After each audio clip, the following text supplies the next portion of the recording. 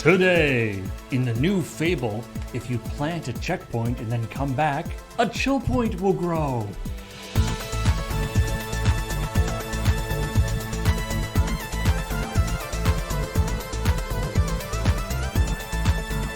So this, It's Go ahead. amazing. How much did we get paid for that?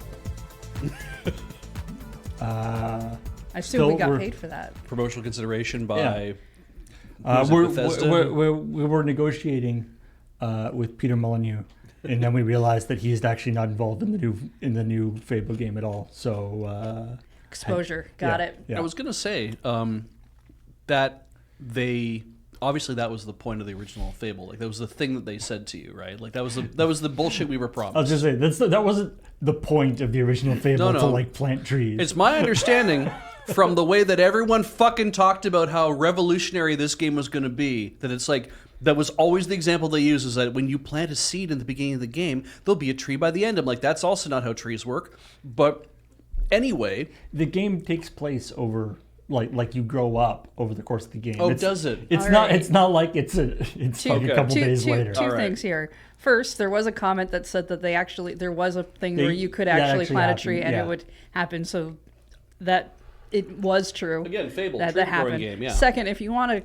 game where a tree grows in somewhat real time, you just play Animal Crossing New Leaf. There's a tree in the thing. If you put in enough time in the game, it grows. It's really cool, actually. But does that mean that the new Fable is also a tree growing game? I don't know if they've actually said anything about growing trees. It looks see. like it's a landlord game based off of the two Yeah. photos I saw from the story. Hey everybody, welcome to ChillPoint, show where we talk about video game news, and also the episode of Checkpoint that came out yesterday, And then whatever we want on top of that. and also other stuff. Because no one can stop us, not even Paul. It's true. Not but that he tries that hard. in this case, that was sort of peripherally related to one of the stories because, there was a story this week about Fable, not Fable 2026 or Fable 5 or any of the other names. It is in Okay. fact just going to be called Fable. All right, though, but in any back end thing, it's going to be called Fable 2026 in brackets. bracket Because you know what? We have 2026, Sonic yeah. the Hedgehog, and there are like 2 or 3 games where it's just like Sonic the Hedgehog, and the only differentiating thing you get for that is the year. Yeah. Yeah. The people, I hope that people who name video games know that that's how it's like, you can name it whatever you want. But if you name it the same name as an existing game, especially in the same franchise, Yep. your game will be basically canonically known as whatever the name of the game is, brackets, year it came out. Yeah. And that's just how it is. You Yep. can't And- control that. You don't know- get to say that it's like, well, this is this replaces Sonic the Hedgehog. It's like, it doesn't. You know, we make fun of Kingdom Hearts, rightfully so, for true. several reasons, not just for their naming scheming, but But they do have different names. their names are so different. I don't think anyone else has their names. It's true. It's true. There are very few other Dream Drop Distance games.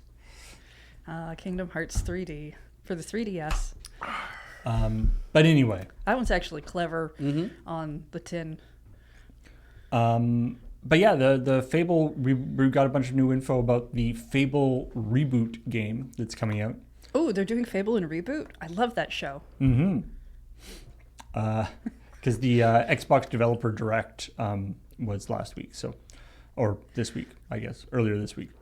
With a big thing, and something that has, like, I haven't really played the Fable games, but one of the things that was a big deal about it was the sort of character interactions. So the idea that, you could play, the choices you make in the game affect the world and Sure. affect how characters interact with you. Yeah. Yeah.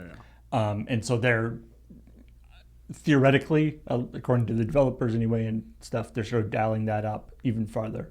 So, there are at least or over 1,000 or at least 1,000 or whatever, almost 1,000 NPCs in the game, and they all have their own stuff that they're dealing with. Okay. But they all have like things that they're doing. They have jobs. They have whatever. And they're very careful. They all have like a house or a bed anyway, where they go to sleep at night. Mark the spreadsheet. Google Docs just logged Paul out. You can put that on your bingo card now. Yeah. Yep. Like they all have a place where they go. And that could be a place that you own because you can also buy buildings. Oh, okay. And so you can also evict them. Great. Landlord simulator. Okay. Yeah. Yeah. So that is the landlord simulator part, which I'm under the impression was also a thing in previous Fable games. So I guess that's Sure, part of the reason why they see were that. emphasizing It's that. an odd idea, though. Like, so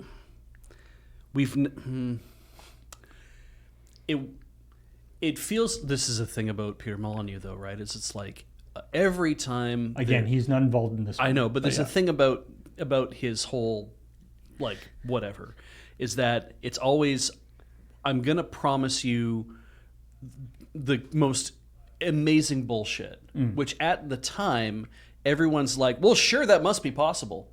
Like, that's the thing, is that to hear it come out of the mouth, and you're like, oh, well, that surely that is a thing that a computer can do, and so therefore, yes, I believe it, that you'll be able to do, like, every single choice you make in Fable will like, this is the original Fable, right? Every single choice you make in Fable will thereby have far-reaching effects. It will butterfly affect the whole fucking game, and that anything can possibly happen to you. Like, that's Right. the thing, is like this kind of like very, blue sky kind of anything is possible, because that's what happened with the hype machine back then, is that everybody was like, anything can happen in this game, right? And we've had like, it's like, if the game was solely a text adventure, but was the size, like the actual, like, it's has no graphic interface, it's just basically you go and you talk to people and you do whatever. It's like, I suppose you could have paid that much money and put people in this situation and have this many branching storylines and have this much kind of whatever. It's like, sure, you spend 4 or 5 years of development with 1,000 monkeys at typewriters basically typing in every storyline that anybody could possibly do. It's like, you could probably represent what that whole process would be like, but I think you could only do it from the single perspective of, you're just having conversations with people. I don't think you can do it in a video game context. Yeah, I mean, I think there's the like, everything you do will affect the world, as sort of a if you're talking about sort of the planning document for the game. Yeah. And then there's where the rubber hits the road. Yeah. It's like, okay, But what can we actually what do? does this actually mean? Yeah. And that's where Okay. you start to get like the branching paths, and then branching and also converging paths, right? And Yeah. Things where there's like the illusion of choice and all this stuff. Right? In a game or any kind of storyline, or even a choose your own adventure, there's going to be decisions you make that make you go down certain roads, Right. or maybe do change the storyline, and you can do that in a video game. You can make it so certainly, that yeah. if you pick certain things, other things get closed off to you, other things open up to you, that kind of thing. In the real world, when you make the choice to go get a cup of coffee that day, Yeah. how much of an impact do you make?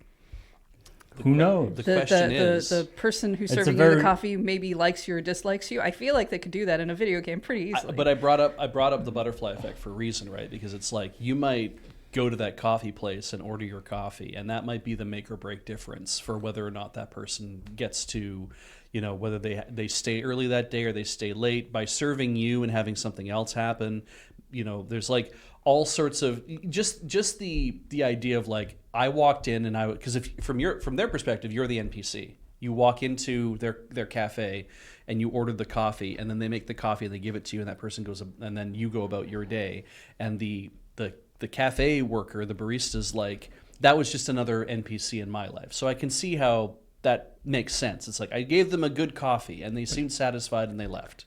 And that's a completely different game, obviously. But you see, from my perspective, you're the NPC. Yeah. Yeah, and from my perspective as a real life human being, I'm never going to see the ripple effect of the world changing. So I think in a Right. video game, where the ripple effect that you might see is that someone stayed late that day or they don't like you now, that's appropriate. Except that as the player of a video game, you can see whether that has an effect or not, because you can always reload a save file or start the game over and say, this time I'm not going to go ever get coffee from that place. And then as I get further and further in the game, I'm going to see what happens to the NPC that is working there. Sure, but I don't think that's necessary. No, I agree too. I mean, it's like, but promising that was always the thing. It's like, oh, well, you'll be able to see the far-reaching ramifications. Every choice you make has an effect. And it's like, well, in like whether in Dragon Quest I go to the storekeeper and I buy the club or I buy the copper sword as my first weapon, it's like that has changed my entire experience. That has a far-reaching implication for how I am playing the game, because I'm going to do less damage or more damage, or it's like every choice in every RPG ultimately has an effect on the far-reaching goals of what happens in the game, as long as the goals are all like end up being on a narrow line anyway. If you're every time you play the game, if you're always following the same path to get to the end. And I think the idea was like, no. You see, anything could happen. You could end up married to this other person, end up doing this other thing, and the end goal could be something completely different. It's how people imagine that when you say anything could happen, that the end goals will be different. And I think I think though, usually what they're talking about in the context of like Fable and things is more like the trappings. Like the general outline of the story is probably going to be the same every time you play. But just like your interactions with NPCs and stuff are going to be different. But I would guess, and I would hope that the actual sort of central narrative to the story doesn't change. I mean, because to me that like at a certain point, you know, if there's no sort of if there's no sort of directive force, I guess. Yeah. Then it's like it's no different than just living your normal life. Or then it's like, or you get into the sort of like there are people have done like sort of LLM things. Yeah. Where it's just you can just wander around and do stuff. Yeah. And it's like if there's no actual point to it, or there's no sort of thing that you're trying to achieve. So I think the idea with Fable is it's like there are characters that will be antagonists and protagonists and people who will be things that you are going to be doing in a general narrative to the game. Sure. But you can accomplish that narrative in all sorts of different ways, and over the course of that narrative you can make friends with people or get have people get mad at you, and that might open up opportunities and stuff to do other interesting things. I will agree with Beej that the overall promise sounds like a different thing than probably what they're actually promising. Yeah. But I think it still gives you a different experience in the same way that two different groups of people playing a D&D campaign that's preset will still have a different story than another group of people, where a lot of video games you can play something incredibly linear, so it is the exact same experience, which different because you're still a different person, but it's much more of a different experience depending on how you play when you have interactions with NPCs being weird and different things happening in that aspect. Yeah, I think you're right. And it's like, and obviously all games exist on sort of a continuum of very linear. This is just it's just you're doing a thing versus stuff where more different interesting things can happen. Mm-hmm. I mean, I know Yahtzee's talked about a few times, like playing games that are like, woo, anything can happen. And then, you're sort of making all these choices and going through the game and stuff and being like, that was a really satisfying conclusion, and anything could happen. And then you go and restart the game and make a bunch of different choices and realize that it's basically actually the same. Yeah. Some sort of trappings are different, but the end result actually ends up being, you're like, oh, okay. Yeah. And there are some like, sometimes there's things going on in your world that are like, regardless of whether I get a coffee today or not, the the larger events that are happening in your world are going to continue to trundle on. You know, the Demon King still invades people's, you know, houses and kidnaps people and like does all that kind of stuff. The Demon King will still continue to do that kind of shit regardless of whether or not you got coffee that day. So ultimately you have to reckon with if the whole idea is like I'm supposed to be the hero here and I'm supposed to go ahead and defeat the Demon King, then you're in that thing of like whether I got a coffee or not, the events of the story can still continue to play out the way they're going to. You know, if it's like oh well they're going to destroy the world, like the very kind of like classic things of I have to stand up and fight God. And it's like, well, God's patient. He's going to be there forever, and you know you've got lots of time to kind of explore and do everything until you have to fight God and kill God and move on with your life. Me going getting coffee that day doesn't change whether the buses run on time or not. Right? Like unless the bus driver was stuck behind you in line for coffee. Yeah, I suppose that's true. But again, it's like. But anyway, the big thing here is for Fable 5 or the new Fable game, apparently there's going to be, at least 1,000 or over 1,000 or somewhere around 1,000 NPCs. And apparently they're also all romanceable. Ah, yes. Now, that's worrying. The big question, of course, is if any of them are romanceable, does that mean all of them are romanceable in one playthrough? Oh, right, absolutely, like, yes. Like either at the same time or consecutively. Well, Paul, I'm going to tell you that sounds fucking exhausting. You can also get married and divorced and stuff. Yeah. But I mean, in my life, I've met maybe 1,000 people, and let me tell you that there is no way I would have tried to have romanced all of them. Good. That's for your own safety and health. Yeah. And also, I'm assuming that, you know, there with any video games with sort of romance stuff, right? There's always that like weird, sort of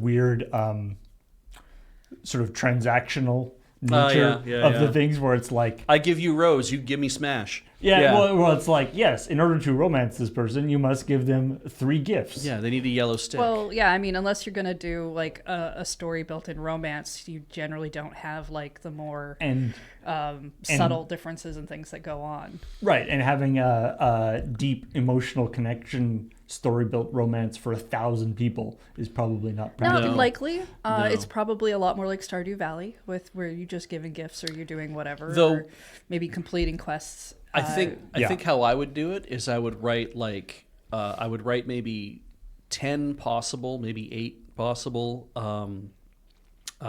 detailed storylines of, or you know, like interactions and kind of like building up intimacy and that kind of stuff, and then I would just basically categorize the 1,000 NPCs into one of those 8 or 10 different things. So it's like there's 1,000 different NPCs you can romance in the game, but ultimately it's only 10 different relationships that you can have. And I think that's how I would do it, to be like, that's how I would provide some depth, because it would mean that chances are good you're not going to run into the same kind of... Well, I mean, or you could do, something where it's like you make 10 different relationship stories. Yeah. And whoever you try to romance goes into one of those stories. The important thing would be, not to run into the same story twice. You're like, hey, wait a minute. It's the hope that you wouldn't... I do think a game where you are able to romance 1,000 NPCs would be really funny if they got that bug or that skewed thing that Baldur's Gate 3 had, where everyone's like just super horny. Oh yeah. I mean, I'm assuming that's gonna be like a mod anyway. Oh, probably, I suppose. Also, where you're just like running through the town and everybody's chasing you. As an an older anime trope, the kid in school who has the fan club where they get drawn as essentially a mob that chases after them. Oh, yeah. Right. I still find pretty funny. Like, it's not like a real life thing I'd want, but it's really funny to see. Like, it's like just clouds of people. Yeah, they're not even actually. You can't even tell them apart. It's just like because it's just a big cloud that follows them. I think that's actually a pretty funny. Trope. One of my back of the head complaints that I've always kind of had, the thing like that I appreciate in some games where it's like there are romance options where it's like, I often have complaints about the back of my head. Yeah, you can't see it. Yeah, and hair. I don't want to see the back of my head. The problem that I've seen in where you have like romance a lot of times in a game is that you have come on. There was a phrase that I had and I cannot remember what the phrase is. But that it's everybody is fair game. That's always been a problem that I've had Right, the in the video game romance. player sexual or yes, player sexual. That's the term, Yeah. right? That's the thing that's always bugged me. Is I'm like, regardless of your presentation or your orientation or anything about you, it's like the people are always responsive to you.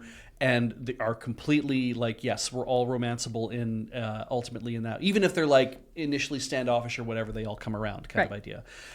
Which I dislike because I know that from the point of a fantasy, because that's what a video game is, it's like that should be acceptable. But I'm like, but I also feel like from the point of view of the of the game is it's like I don't like that if you have 1,000 NPCs and you can marry all of them, that feels less realistic to me. Well, it is. It's not, and it breaks the immersion. That's like everybody is fair game, and I'm kind of like, no, I feel like there should be. I feel like having that kind of divided off, it's like there would be some people who are like, there's a spectrum, and that people kind of lay everywhere along the spectrum. Presumably, some of those 1,000 people are in relationships with each other. I would assume so too. That you then There's that also. so you're like a homewrecker in some situations. In the case of this, all those NPCs are made to fulfill whatever it is that you want. Yeah. That's how some video games work. There are other video games where you can't just romance a character because they're not interested in that sexual orientation, or they do a little bit of that, but generally it's not to the scale of 1,000. Yeah. And I'd have to assume that in a situation like this, you'd want to say, okay, we're gonna randomly distribute everybody on a curve or whatever to be like, this is where you fall on one side or the other, and then that way it's like that makes it a little, even though it's like that increases your difficulty curve as well, because it's like, oh, there's a hot person, I want to talk to them and maybe romance them, and you start up a conversation, you start kind of going down that road, and you realize they're not interested. Yeah, and I mean, I get that. I think that would be really cool. At the same time, if you have a game that is basically saying, hey, we have 1,000 NPCs and you can romance all of them, you can marry all of them, you can do this. Yeah. That's not the type of game they're making. No. And you can't have both. You can't be like, oh, I'm going to make a game where the fantasy is you can romance anyone you want. Right. And they're all going to feel like actual realistic people who can turn you down, because otherwise that wouldn't suit the fantasy. Work. Yeah. And again, that is a thing a lot of games do. It's a thing a lot of open world style games like to do. Yeah. And I'd like to see more of them not do it that way. But and I think you're right that it's like it is the, it leans on the sort of fantasy aspect of it. It's like fundamentally in these games, which is part of the reason why I find MMOs kind of weird, because it's like fundamentally, the premise of these games is, you are the protagonist, you are the main character. Yep. You aren't just some guy, even if that's how you start. You are the dragon slayer, you are sort of important. Yep. You are, in fact, the most important person in the entire world. Absolutely. Which is why it's a fantasy, right? And so the idea that the world sort of conforms to your requirements is not that, like, you're the guy, like nothing can happen without you doing it. Yeah. It's like then people don't just solve their own problems. Everybody has to be like, can you go get this thing for me? Which I can't ask any of the other 999 people in this world. You have to be the one to go get nobody me else's these things. skills. Yeah. That's, I think, where League of Legends is interesting, that you have over 100 different heroes, and they're all been given their own personalities and interactions and whatever, and that it's like people might feel attached to playing as a character, but they don't feel attached to, like, this character is who I am, like that kind of thing. It's like there's like Link in Legend of Zelda is enough of a blank slate that it's very easy for a player to kind of fall into, I was doing this, I was doing that, right? that you kind of see this like this is just like a this might be a character, it might be a named character and everything as well, but it's like it feels Get me started on Link. It feels very like you can kind of scrub a bit of that out. It's very main character syndrome, but it's like in League of Legends, you can make associated properties. You can make something like Arcane, and you can have people romancing each other in that, and it's like, well, yeah, of course that happens, and of course that's real, and of course that's the ongoing storyline for what goes on in this game. You can write stories about those people, but you can also still continue to play. And Magic is the same way, I think, as well. Is that it's like, oh well, we have Jason and Vraska, that being a romantic thing, and it's like, right, nobody's going to say that I am the Jace, and it's like that's not happening then in the same way. I mean, you've picked two games where people aren't actually playing characters with storylines. How do you mean? Well, in Magic the Gathering, for Jace to be in love with Vraska and whatever, isn't that part of the literature rather than? I mean, that is part of the storyline. Like that's kind of the thing that's laid down from Kickstarter or whatever. When you sit down to play a game of Magic, you're not playing as Jace exactly in that way. But the when larger you're doing that in League of Legends, you're right. not playing a narrative. Exactly. Yeah, you're playing a game, but you might get to know the characters, but it's like that they're largely divorced from story. But if you observe the story, they can build a story around that kind of thing and be like, oh, that's not detrimental to my enjoyment of the game. Also, spoiler, but I have some bad news about Jason Vraska. Oh, really? I would just say that those things almost seem separate from the game themselves. Okay. Yeah. As opposed to actually being a part of the game. Yeah, that you don't experience the story as part of playing the game. Yeah. Yeah. That's fair. So that's completely different from trying to play something like Fable. Mm-hmm. I like that lore versus story. Mm-hmm. Yeah. I think that's a good way of putting it. I would say, okay, if we pull back from the idea of the romance part of it, Sure. And do it a little bit broader, the idea, because games do both of these. Yeah. The idea that you're the hero, everything conforms to you. When you go to a town, nothing moves unless you're there. Right. Is the way a lot of games play. But there are games that do have at least the feeling of when you go into town, things still happen without you. Right. And I think that's more of what you're looking for on the romance scale of you want to feel like And I mean, things happen without you. You're not the one putting out all of the demands. All of the earlier Animal Crossing games, Stardew Valley. Yeah. Yeah. yeah. But anyway. You can't control the animals in the earlier Animal Crossing games. They're going to be mean to you, and they're going to move whether you like it or not. Yeah. I think more games should have, like, if you've got the option to romance, it's like, oh, you can romance all these different people. I think it would be fun to have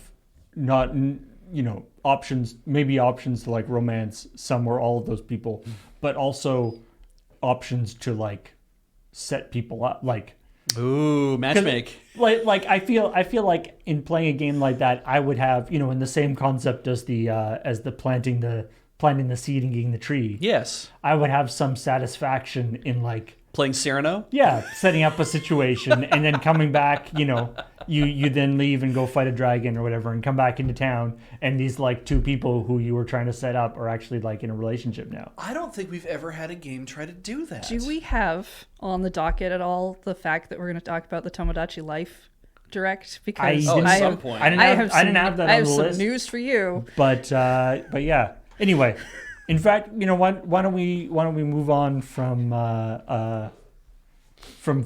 Fable for now anyway. Yeah, that would be great. And talk about something that is also kind of a fable because it was not true. That Dr. Disrespect went to the High Guard preview event. Okay, fables aren't necessarily just lies. I mean, they are kind of, but it's not. It was a magical fable. I refuse that to he would take his magical Lambo to I refuse to give that man any kind of whimsy. He's an idiot. To LA to check out High Guard. So he posted this thing, and then first people went hard on High Guard, and they were like, I can't, why are you inviting this guy to your event? He's an asshole, blah, blah, blah, blah. And then people were like, hey, wait a minute. His badge doesn't look the same as everybody else's badge. Uh-huh. And then people who had attended the event were like, yeah, we didn't see, like, Dr. Disrespect, you know, for all his faults, of which he has many, he's not a shy person. No. And he's not somebody who you would miss if he was there. Fair. Okay. Like, you would notice if, he'd if probably he was be there. really annoying. Because he'd probably be talking very loudly and probably, like, streaming somewhere Filming in where he wasn't bathrooms. supposed to be streaming. Why make up such an easily verifiable... And so, so the community manager was like, no, he wasn't there. And some people were like, oh, I apologize for... And you know, it's always nice to see on social media things. Yeah. People being like, I was wrong. I apologize for impugning your company that you would invite that disrespect. Oh, I see. So only the people apologizing here are the people who accuse the company of inviting. Because the person actually lying isn't probably apologizing for anything. In fact, no. So he did he double down and say I actually was there, and then No. showed photos of him being there? No. It turns out that it was all it was for the lulz. You see, it was a joke. He never said that he was going to the High Guard preview event. He said that he is going to taking his Lambo to LA to check out High Guard. Yeah. And then, as a joke, he made a fake High Guard preview event badge and put it there as a hilarious joke. Right. Oh. He's not very good at jokes. Yeah. So that's his sort of his take on the whole thing. It turns out Comedy's hard. that he it's fake badge, and and not only did everyone know it was a fake badge because the people said they didn't send him a badge, but also he got the font wrong. Great. Which, and by the way, this story written by Cameron, not Graham. Mm-hmm. Although Graham did be like, I'm going to read that story because Yeah, fonts. I mean, that's fair. Anyway, so for what it's worth, the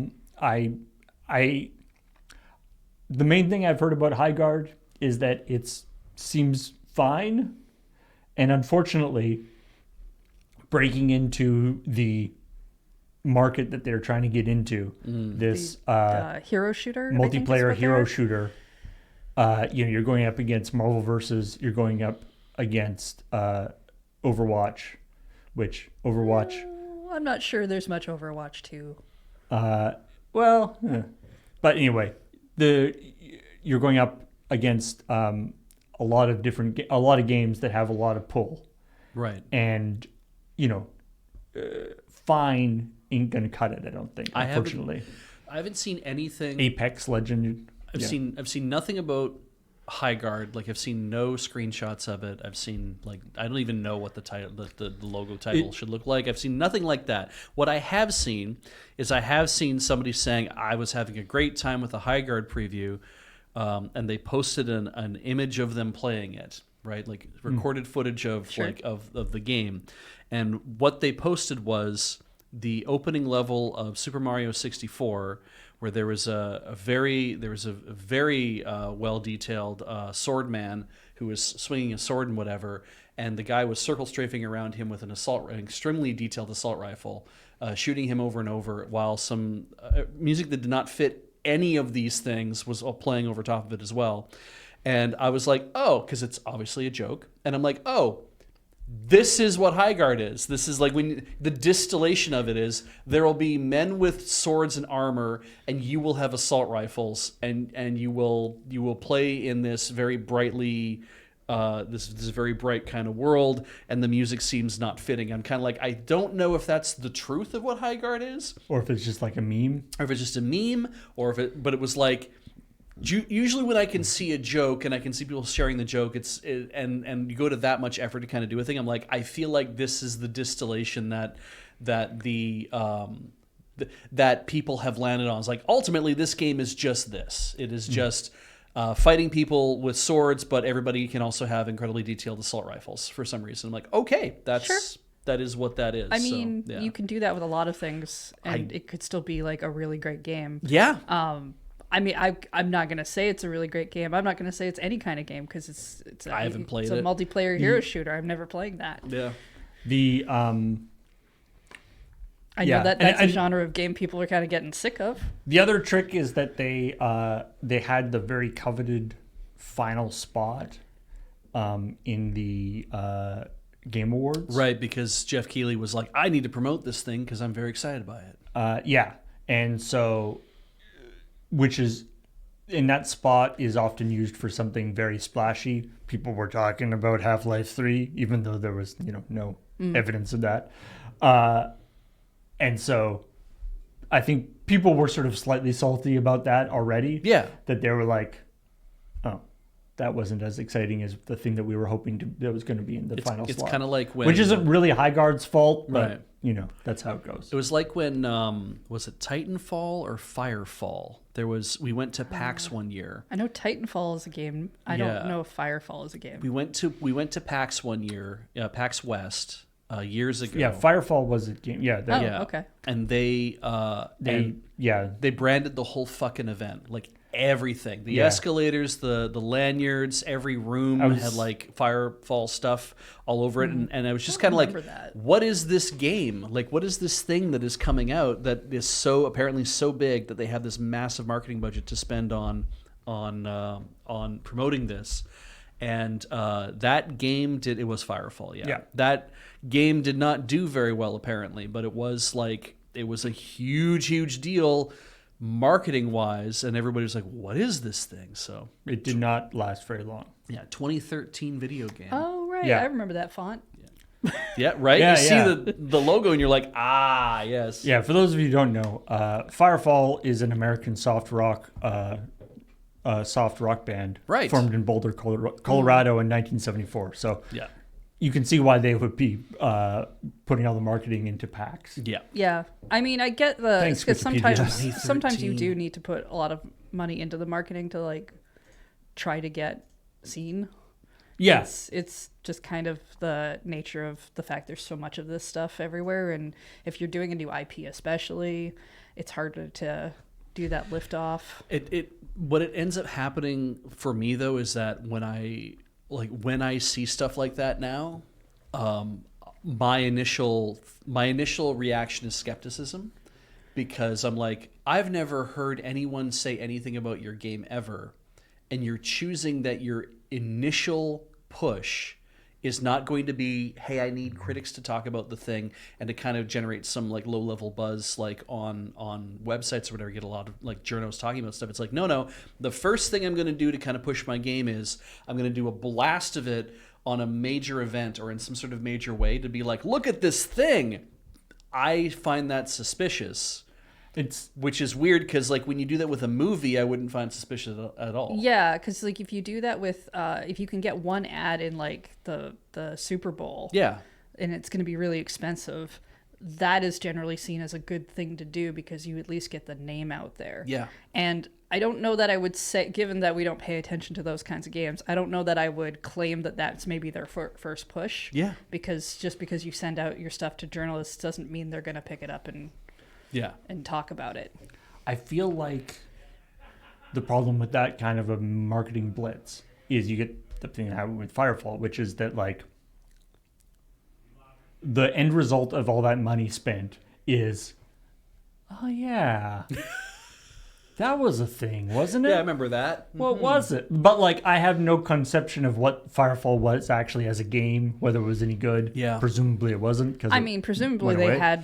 they had it there at the event to also show it off. Although Yeah. the one year at PAX I went really hard at trying all the games was the worst year I've ever had at a PAX. So I don't really recommend going to PAX to play video games. Anyway, speaking of video games that you maybe shouldn't play, well, yeah. It's up to you. Do whatever you want. It's up to you. But Arclight's Enfield is a new Arknight's Enfield. Yep. Right. It's a new gacha game. Now, we talked about this game last week, actually, Yep. on ChillPoint.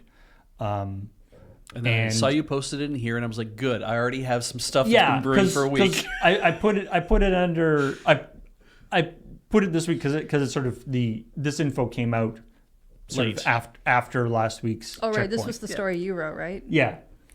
And so yeah, the nut of the story is that the people connected their PayPal accounts and then started getting charged for other people's things. Now, when we talked about this on ChillPoint, people didn't know what was actually happening. Yes. They just knew that Oh, it's too fresh yet. PayPal accounts got confused. Yep. And it started, and then, but the additional information is that apparently it was just the last person who put their PayPal account in. That's what the best understanding is, because the devs and the publisher have not actually come out to say, here's what happened. Like they haven't done any sort of post-mortem on it yet, and they haven't announced anything to say, like, the reason why this happened is this, and we're not going to let that happen again, because I think at this point they're like, we would rather you just all forget that happened. I mean, they shut off the PayPal paying like pretty fast. They did within a few hours. Yeah. And they have refunded everybody and done all that stuff. So that's good. But they might still be investigating exactly what happened, but that might not be information we ever hear. Yeah, and that only happened on the platforms that would support PayPal, because if you're playing this game on PS5, everything has to go through PSN anyway. Right. And so it's like, well, if you have a payment broker like that, it's not going to have the same problems. Whereas I don't know where this was happening, whether it's just like iOS, Android, or whether it's just like on a different system, or just like I'm playing it on Steam or something, and it's like, or I shouldn't say on Steam, but playing it on PC. That's probably the most likely place where it was happening. But very likely, I figure there's two ways this went down. They either implemented their own custom PayPal thing poorly, or they used a third-party software thing to integrate into it to manage PayPal, and that system broke somewhere. yeah. yeah, it's easy to fix. I mean, the obvious thing that you kind of hope is that, it was some like AI vibe coded thing in the back end. Yeah. We don't know that for sure, but that would be interesting. Programmers make mistakes. They don't necessarily need AI to help them with that. Nope. No. But that becomes more of a suspicion these days. But also the idea that we've never heard of this happening before for any other game. Not in this way. I mean, you hear about people getting charged accidentally or stuff like that, but the way this happens of like and it's not like, I love the screenshot that somebody posted, because it's not just that like, oh, they're getting charged for a bunch of stuff that they didn't buy. Yeah. So like they by mistake clicked on something or whatever. It's they're getting charged for a bunch of stuff in currencies from all over the world. Yeah. Yeah. So it's like pretty obvious that this is not actually them doing this stuff. It's just, and it kind of, I think that's what makes this really interesting. It's just like, this was an implementation that was so bad that it was kind of, it's so novel, right? It's like, I would you never messed up in have a thought. Cool new way. Yeah, that you could do this in this way, proving that you can. And I'm like, now the implications of what that might mean, you could go into the things of like, well, does this mean how divorced is everybody's own data from everybody else in their back end? How is it that they've implemented this thing in the first place when transactions are going through? It's like the whole idea of like, are you storing my passwords in plain text? Like that kind of idea. Right. And I'm like, I don't know if that's what's going on here, is that's how bad it is. But I would feel like if the major method by which you mean to make money for this game is you fucked it up that bad, I have to worry about, like, that's the primary impetus. I'm like, I have to worry about the rest of the game. The funny part, or I saw somebody in the comments, if you know about sort of database transactions and stuff, somebody was like, so you can go like, insert or update record, make, whatever, this equal this. Yeah. But if you do that in a database, that's very, very bad. Yeah. What you need to do is update record, make this equal this, where name ID equals this. Yeah. If you just say update record where this equals this, it'll go through the entire database, changing everybody's thing to changing every record to the other one. And someone's like, it would be funny if that was what happened. Oh yeah, just like I left out a where. Yeah. But anyway, this also gives me the impression of like, that thing where you like go out for dinner and like everybody puts their credit card in. Ah, yes. And then only one. It's sort of like, it's like you get together with a bunch of people. It's like, okay, everybody put in your PayPal info. Yeah. Now. And then do a big order and we'll see who gets charged. Yeah. I love that.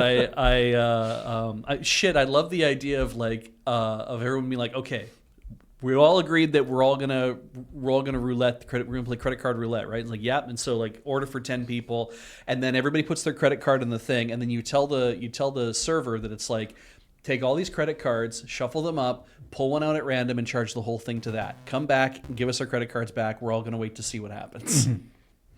But anyway, and yeah, this also, and like you said at the end of the article, if you like gambling so much, and I was thinking like. And to be clear, I don't think this is a good idea. Oh no, terrible idea. But has any gacha thing implemented like a like double or nothing? Like, oh shit! It's like you pay whatever, pay 5 gold, get a loot box. But it's like pay 5 gold and get a loot box, or it's like you can pay. It's like you can pay and you have a 50% chance of getting 2 loot boxes, or you have a 50. It's like buy it and then it might cost you 10 or it might cost you 0. I've not seen that in a So game. it's like a meta gambling, Right. meta gambling on top of your already gambling. I feel like given that gacha games and that kind of loot box type games already have like a hard time dealing with different laws in different countries and are trying to skate against not technically being gambling, even though they are, that I feel like they're not going to go that route. I feel like there's no, that they would if they could. Yeah. But I feel like laws probably prevent that for one. But I definitely haven't seen it. I don't play that many gacha games, but I feel like that's something that would show up in a article these days. If it did. I do know that you could probably do a thing where it's like, okay, you spin, and it comes up with like you get your 3-star whatever, and it's like, okay, double or nothing. If you pay, it either costs you 10 orbs or whatever, 10 fucking Smurf berries. If you pay 10 Smurf berries instead of the 5, we will spin a thing, and you'll have a 1 in 10 chance of upgrading your 3-star to a 4-star to a 5-star, whatever, right? That kind of thing. And it's like, or you lose it entirely. Right. Generally, what you get like a 1 pull, or do a 10 pull, you get a +1. Exactly. Yeah. There are some games that don't do that at all, and I don't understand it. Yeah. But yeah, do the like, okay, you got this cool character. Do you want that cool character, or do you want what's in the box? Yeah. I mean, there's that thing too, right? The box is absolutely empty. Because it'd be fun if you pulled a 5-star and it says, I will give you a double or nothing on this. Like, what does that mean? It's like, well, you can do double or nothing where you can get alternate costume or like another 5-star character or whatever, but it's going to cost you this much, but you have a 1 in 100 chance or whatever of landing it, or 1 in 10 or whatever it is. And if you don't, you lose them both. Now, there was a time, and this still does happen in video games, though somewhat less. There are games that had essentially loot box mechanics that you didn't pay anything for because they were just part of the game, right? Right. We refer to it as RNG usually, but they still had that thing of like, oh, you found random sword kind of thing. Yeah. Those types of games I could see having that kind of system in it of like kind of do you do this? Maybe not so much now. I know like there's older Pokemon games used to have different or like kind of a casino gambling thing that they took out in later versions, I think. And there's definitely like sort of push your luck like enchantment things. Yeah. I've seen where it's like you enchant your sword and it can get like +1, and like you can keep enchanting it and it'll cost you more each time. And there's also a chance that you'll like break it. Yeah. So yeah, there's definitely stuff Yeah. like that. And Again, those but- mechanics can be fun when they're not part you're not of a tied to real money, real yeah. life money context, right? But anyway, so yeah. Also, every time I hear about this story, there's a famous old British comedian called Harry Enfield. Yeah. He's on like the Fast Show. Oh, is he I in Arc remember. Knight's Enfield? And so I always think about him for some reason showing up in this like anime gacha game. Oh, yeah. Yeah. When I hear Arc Light Enfield, it's like, oh, this is a special edition with him in it, I guess. You said Arclight again. I did. Yep. Arc Knight. Yeah. Arc Knight. Yep. Yeah. It's one of those kinds of games. I do want to ask Beach. I've What? never watched Arc Knights, no. Okay, fine. Let's continue. What were you going to ask me? I know you picked the image for the end of that story with the Oh. anime. What anime was that? That's Kaiji. Ultimate Survivor, I think, is what they give him as a subtitle over here. Over in Japan, I think it's he's just known as Kaiji, and Kaiji is very well known for. So I watched some of it, some of that anime, and it's harrowing because it's this. Kaiji's whole thing is that he gets involved in these terrible situations where he owes like money, right? He's like kind of a down on your luck kind of dude. Working at a convenience store or whatever, he owes some money, and then some people come along and they're like, oh, well, we'll give you an opportunity to make all that money back. And he's like, oh, okay, cool. But you have to gamble something. Yeah, terrible. you have to come and play these games, and then you'll be able to win. And then he finds out when he's there to play the games is that usually there's something greater at risk that he has to go through. And very quickly becomes, your life is at risk. Right. And they're harrowing because you realize, like, there's one where he ends up on a ship, like a ship in international waters. I like that this keeps happening to him. Yeah. Yeah. You'd think he'd learn. And the but thing no. is, it's not a comedy whatsoever. That's like, the thing it's about gambling deadly addictions, fucking though. serious, even if it's ridiculous. But he ends up on a ship, and everybody's given a set of like paper, rock, scissors cards, and you have stars that you have on your whatever. And what you're supposed to do is you have to go win stars from everybody else by winning at paper, rock, scissors by putting your cards out, and then you flip them over at the same time, and that's how you win, right? And he loses 2 of his stars, I think, like immediately. And now he's basically on the razor's edge because it's like, well, what's going to happen if he loses? It's like, well, he doesn't now have to pay all that money back. No, you have to gamble in order to win this thing. And he finds out that all the people who have lost are basically in this special room where they can see everything that's going on. They're behind the One-way glass? Yeah, one-way glass, right? And they're watching all this go on, and it's like a dark room, and they're all just kind of like in despair watching what's going on because these are all the guys who have lost. They will all be taken to like some random place and be made to like break rocks for the rest of their life, essentially. Like it's like you have basically given up your freedom to this mafia, but you can get out of it if you can win the game. Right. And so everybody's here to try to get out of all the money that they owe. And then, of course, most of these guys have lost them. Just like the ramifications of that, I'm like, oh, shit, this isn't about, well, now you owe us twice the money. It's like, no. You give up your lives to us for the rest of whatever. You get indentured? Indentured servitude, Indentured yeah. servitude. And you have no rights. You're just a slave at that point. And I was like, oh, my God. And the show gets worse from there because it just ramps up the problems that Kaiji is going through, and he has to get through the game in order to win it. And he gets through every game, but sometimes he gets through games without actually winning or losing. Like, it's... Anyway. Yeah. And I mean, of course, this fell into the Beige has spec'd an image. I will grab that image and put it in. Yeah. I'm assuming It's relevant. It's relevant. Yeah. I don't know what it means. Yep. I trust Beige. He wouldn't put an image there that would make us look foolish.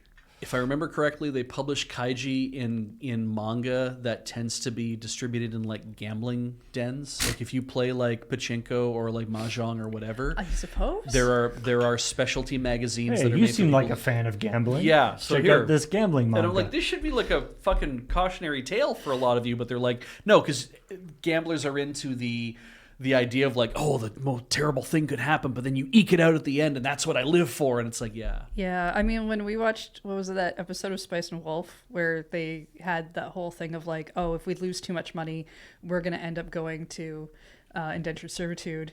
And then they actually described what that meant, which was like, yeah, they remove all the teeth from your mouth to sell them and your hair to sell it to get as much money as they can. And then they put you in an enslavement camp. And so you're just going to die there. And I'm like, oh, that sounds... That's not I mean, fun. it was already bad in my mind. Yeah. But this got worse. You'll be left with nothing, and it's like, no, you'll be left with less than nothing. You'll be left. And the thing that frustrated me about that the most is like, who the fuck is buying my teeth? What are they using them for? Well, It's like, oh, they make dentures out of them. Like, no, they wouldn't. That's terrifying. They never made a good... People make things out of weird teeth and bone from other animals. I guess. I don't yeah. know what they're doing with yours, but... I don't get it. Hey, let's talk about Just Dance. Just seemed needlessly cruel. Yeah. Like Just Dance. Speaking of needlessly cruel, Just Dance! Yeah, Ubisoft has been going through it the last couple of weeks, the last couple of years, to be honest. But yeah, they've been having a time, mostly self-inflicted. And the most recent thing is, they are not only raising the price of your Just Dance Plus subscription from $4 to $5 or $10 to $13 or $25 to $30, depending on what you how you're the subscribing. tier? Yeah, it's like... it's like, depending on how long you subscribe. Oh, for. I see. Yeah, the top one is for like a year, I think. Okay. Yeah, And one's for maybe a month. I can't really remember. That's yeah. not bad it's value for a It's year. 1 month, 3 months. Yeah, 1 year. in terms of some, like if you're really into Just Dance and this is a thing you play a lot of, Yeah. it's not a terrible idea. I mean, it's still a bad idea. But along with it came a video where they're talking about how they're basically the subscription is apparently it's not really going to cover as much stuff as it was before, because I guess for licensing issues or whatever, they're like, it's going to be like, you're going to get like the Just Dance 2023, 2024, 2025, and then 2026. Okay. But not like the really old stuff. Okay, so just for reference, Beach, Yeah. when you buy a Just Dance game, Yeah. you get the songs from that year on the game. Right. And then the subscription service lets you have basically All the rest stuff of the songs. from previous games Oh, and stuff interesting. open to you. And then they also do sort of, And probably some extra bonus and they do like things song packs and- over the course of a year. and such. Right, and so the understanding I would have as a consumer is that I'd be like, oh, I'm paying for this game, but when I buy the subscription, I'm paying for like games upon games more, and the back catalog gets bigger Yeah. and bigger. And I think what an like, amazing deal. I think like Rock Band did a similar thing, where Right. it's basically like, yeah, you pay for the back catalog as well. Because it's like buying CDs in your mind. I bought a CD, I own it now, and so therefore, as I continue to play the game, I own all the music that's coming with it. Whereas Ubisoft is saying, that's not how modern music licensing works anymore. And it's like probably, and like if you own all of the Just Dance games, presumably you could stick each one in Oh, that's fair. to play those songs. Right. But It depends on frustrating. the But- system you have it for. yeah, I suppose. one, it would be for different systems. As somebody in the comments mentioned, Just Dance 2020, Yeah. I believe, was made for the Wii. Yep. It was the last game ever made for the Wii. Yep. Yeah, so here's how you can tell the Wii U wasn't doing so hot. They didn't make Just Dance for the Wii U. no. But it actually makes sense. Holding the I Wii U heard- thing while dancing would be ideal. because you can play Wii games on the Wii U, so there's no Yeah, reason for them exactly. to make a Wii U specific version. True.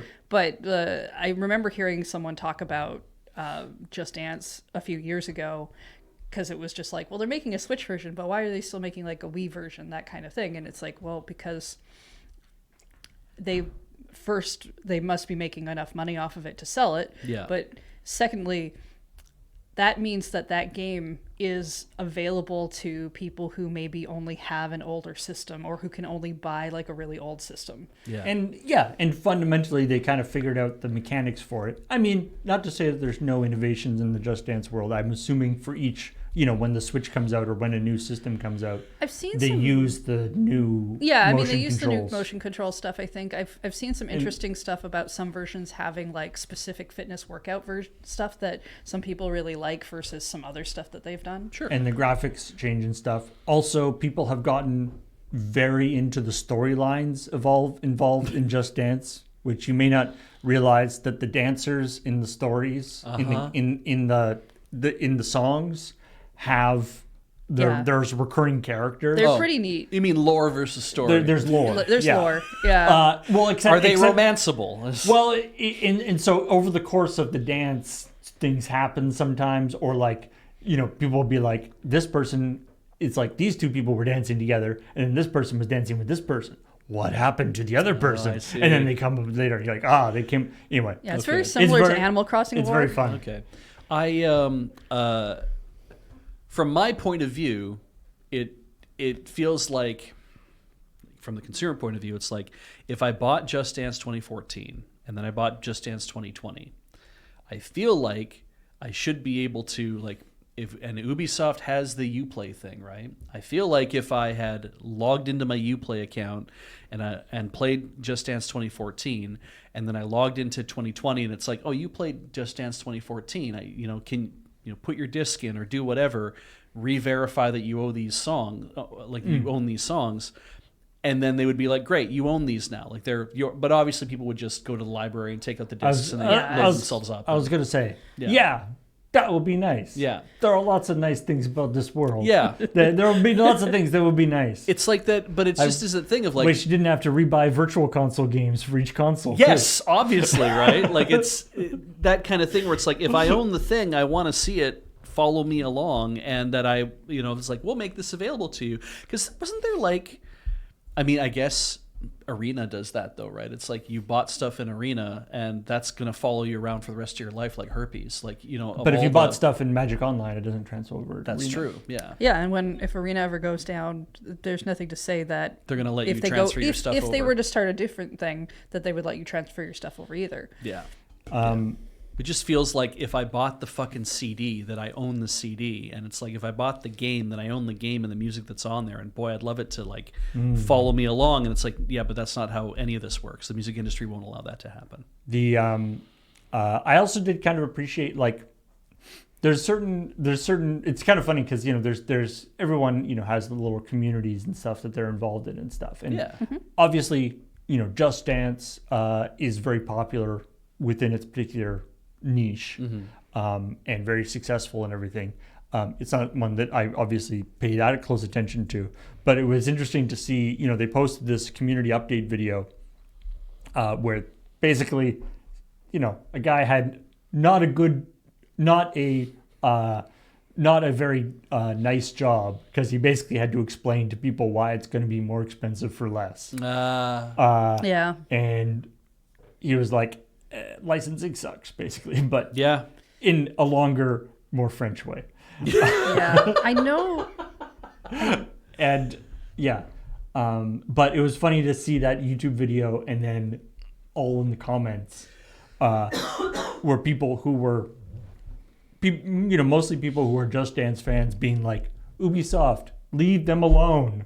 They were fun. Like, it's Yeah. like they were kind of the the Just Dance team is doing their own thing. Yep. They're not being, they're not part of the, they don't have to have 5 different Ubisoft, teams working on Yeah. their stuff. Yep. They're not working on, they don't have to share resources with the people making Assassin's Creed, Yep. whatever. Yep. Just leave them alone and let them do their stuff. Stop messing with, stuff, which I kind of appreciate I sympathize with that feeling, being like, it's like the big company is having trouble. Yeah. But these guys are doing really well. Yeah. So yeah. big company, leave them alone. Yeah. Yeah. I mean, I Yeah, remember Hasbro. what was it? It was a few years ago that people who Just Dance was a very popular thing amongst a subset of streamers, Right. and then Twitch had some sort of whatever thing happen in its back end for copyright yeah. stuff, and it really like screwed them over immensely. Yeah. So anyway, and then Banjo-Kazooie is there's a fan port of Banjo-Kazooie because it's one of these games that has been they decompiled the N64 stuff and turned it into an actual PC executable. 4K, 120 FPS, widescreen, ultra widescreen. Like, I was just thinking about this. Like, we're talking N64 game. Yep. So it was originally like we're not even 480p at this point. We're talking like 300 by 400 resolution. Yeah. 30 frames a second, if that. This is N64, so probably not 30 frames a second. Well, okay, but yeah, let's assume 30 frames a second. Yeah, and on a good NTSC day. resolution. Yeah. And they're bringing it 4K, 120 frames a second, ultra wide screen. It's really funny. The ultra wide screen is so wide that there's like in the opening scene, there's like the Nintendo logo, and then like birds come by. Right. But the birds are just like sitting there on the sides of the screen, Waiting to come in. Yeah. Because it's widescreen. You're not supposed to see on the wings. But anyway, so yeah, more power to them. The amazing stuff that you can do, and you can really see those. I mean, it's not upsampled, but it's like, rendered at a higher resolution. Well, because when everything's vectors, you can do that. You Yeah. can render incredibly crisp looking, and then you see it and you're like, ooh. And well, I remember playing games on like emulator and stuff, and it's like super crisp, and then there'll be a sprite. Yeah. And in the actual game, where the resolution of the sprite and the resolution of the gameplay is the same, Yeah. they integrate together. But then in this like HD version, it's like, oh, super smooth, or not smooth, but like all the lines are high res, and then there's just this big chunky sprite that's like, it's supposed to be like a cool effect that you can't tell it's a sprite. Yeah. But it's like, no, It just looks like a dog mess making its way across your screen. I mean, because unless you're the old textures. Yeah, unless you're up-resing textures that you don't, then you have that problem that it doesn't come across looking good. And the, what was I thinking about with that? I watched a video on using the Xbox Series S or the Series X as a emulation machine for especially for like GameCube stuff. I think MVG was doing this. Modern Vintage Gamer. He was talking probably. about, That sounds like something he would do. Is that it's? I guess you have to like jailbreak it. Oh, or absolutely, something? yeah. But but one of the things was GameCube emulation, right? It's a Dolphin machine. It's like, what can you do to make this thing emulate Dolphin? It's like, well, there's this, but look at what you can do with Metroid Prime, because people are releasing high-res texture packs and like all these other things. It's like, well, if everything's vectors anyway, and you're rendering it all at maximum resolution, your textures are the things that are going to hold you back. And so everyone has been doing all this work to be like, let's make really beautiful textures and like replace them one by one, so you can have like a 1080p or 4K rendered Metroid Prime. And then of course Metroid Prime Remastered comes out for the Switch. Well, I mean, they did that with Oblivion. Yeah. Like high-res texture packs, fan-made high-res texture packs came out, and then they were just like, can we just use these? Yeah, can we just integrate that into a re-release? Like do an actual re-release? Yeah, and it's funny because it's I mean, for one thing, it shows like where the concentration is for like where it crosses over between. This is the fact that Banjo-Kazooie came out is like, that's because there's enough people who are out of their minds enough to say, I want to play Banjo-Kazooie at 4K, and that I not only do I want that, but also I have a bunch of talent in doing this kind of thing. And what do I want to do? Well, I want to play Banjo-Kazooie in 4K, and it's just like the place where that crosses over to say this is like why Banjo-Kazooie? Yeah, of all of the other, it's supposed to be a good game. Not saying it's a bad game, but it's just like, why did that particularly catch people's eye? I never played Banjo-Kazooie. I'm guessing neither. It's sort of the ultimate. ultimate. From what I understand, it's like the ultimate sort of collectathon. I thought that was Spyro. Same idea anyway. There's like a billion things to collect. All right, so it might be fun to dig out. The fact that the fact that like Banjo-Kazooie being so popular because they made a second one, Banjo-Tooie, and then they but the fact that like Ukulele. Right, was maybe the same Oh, team. right. I've heard a lot of good things about ukulele. Ukulele, I played it. And It's that's fun. and then it's like Yuka Replayly, I think is what the That the sounds remaster familiar. is Remaster, called. yeah. And it just like the fact that it's that resonated, Banjo-Kazooie resonates with people so much that these people are like, we're gonna make a new type of game that is like the spiritual sequel to this. I love that.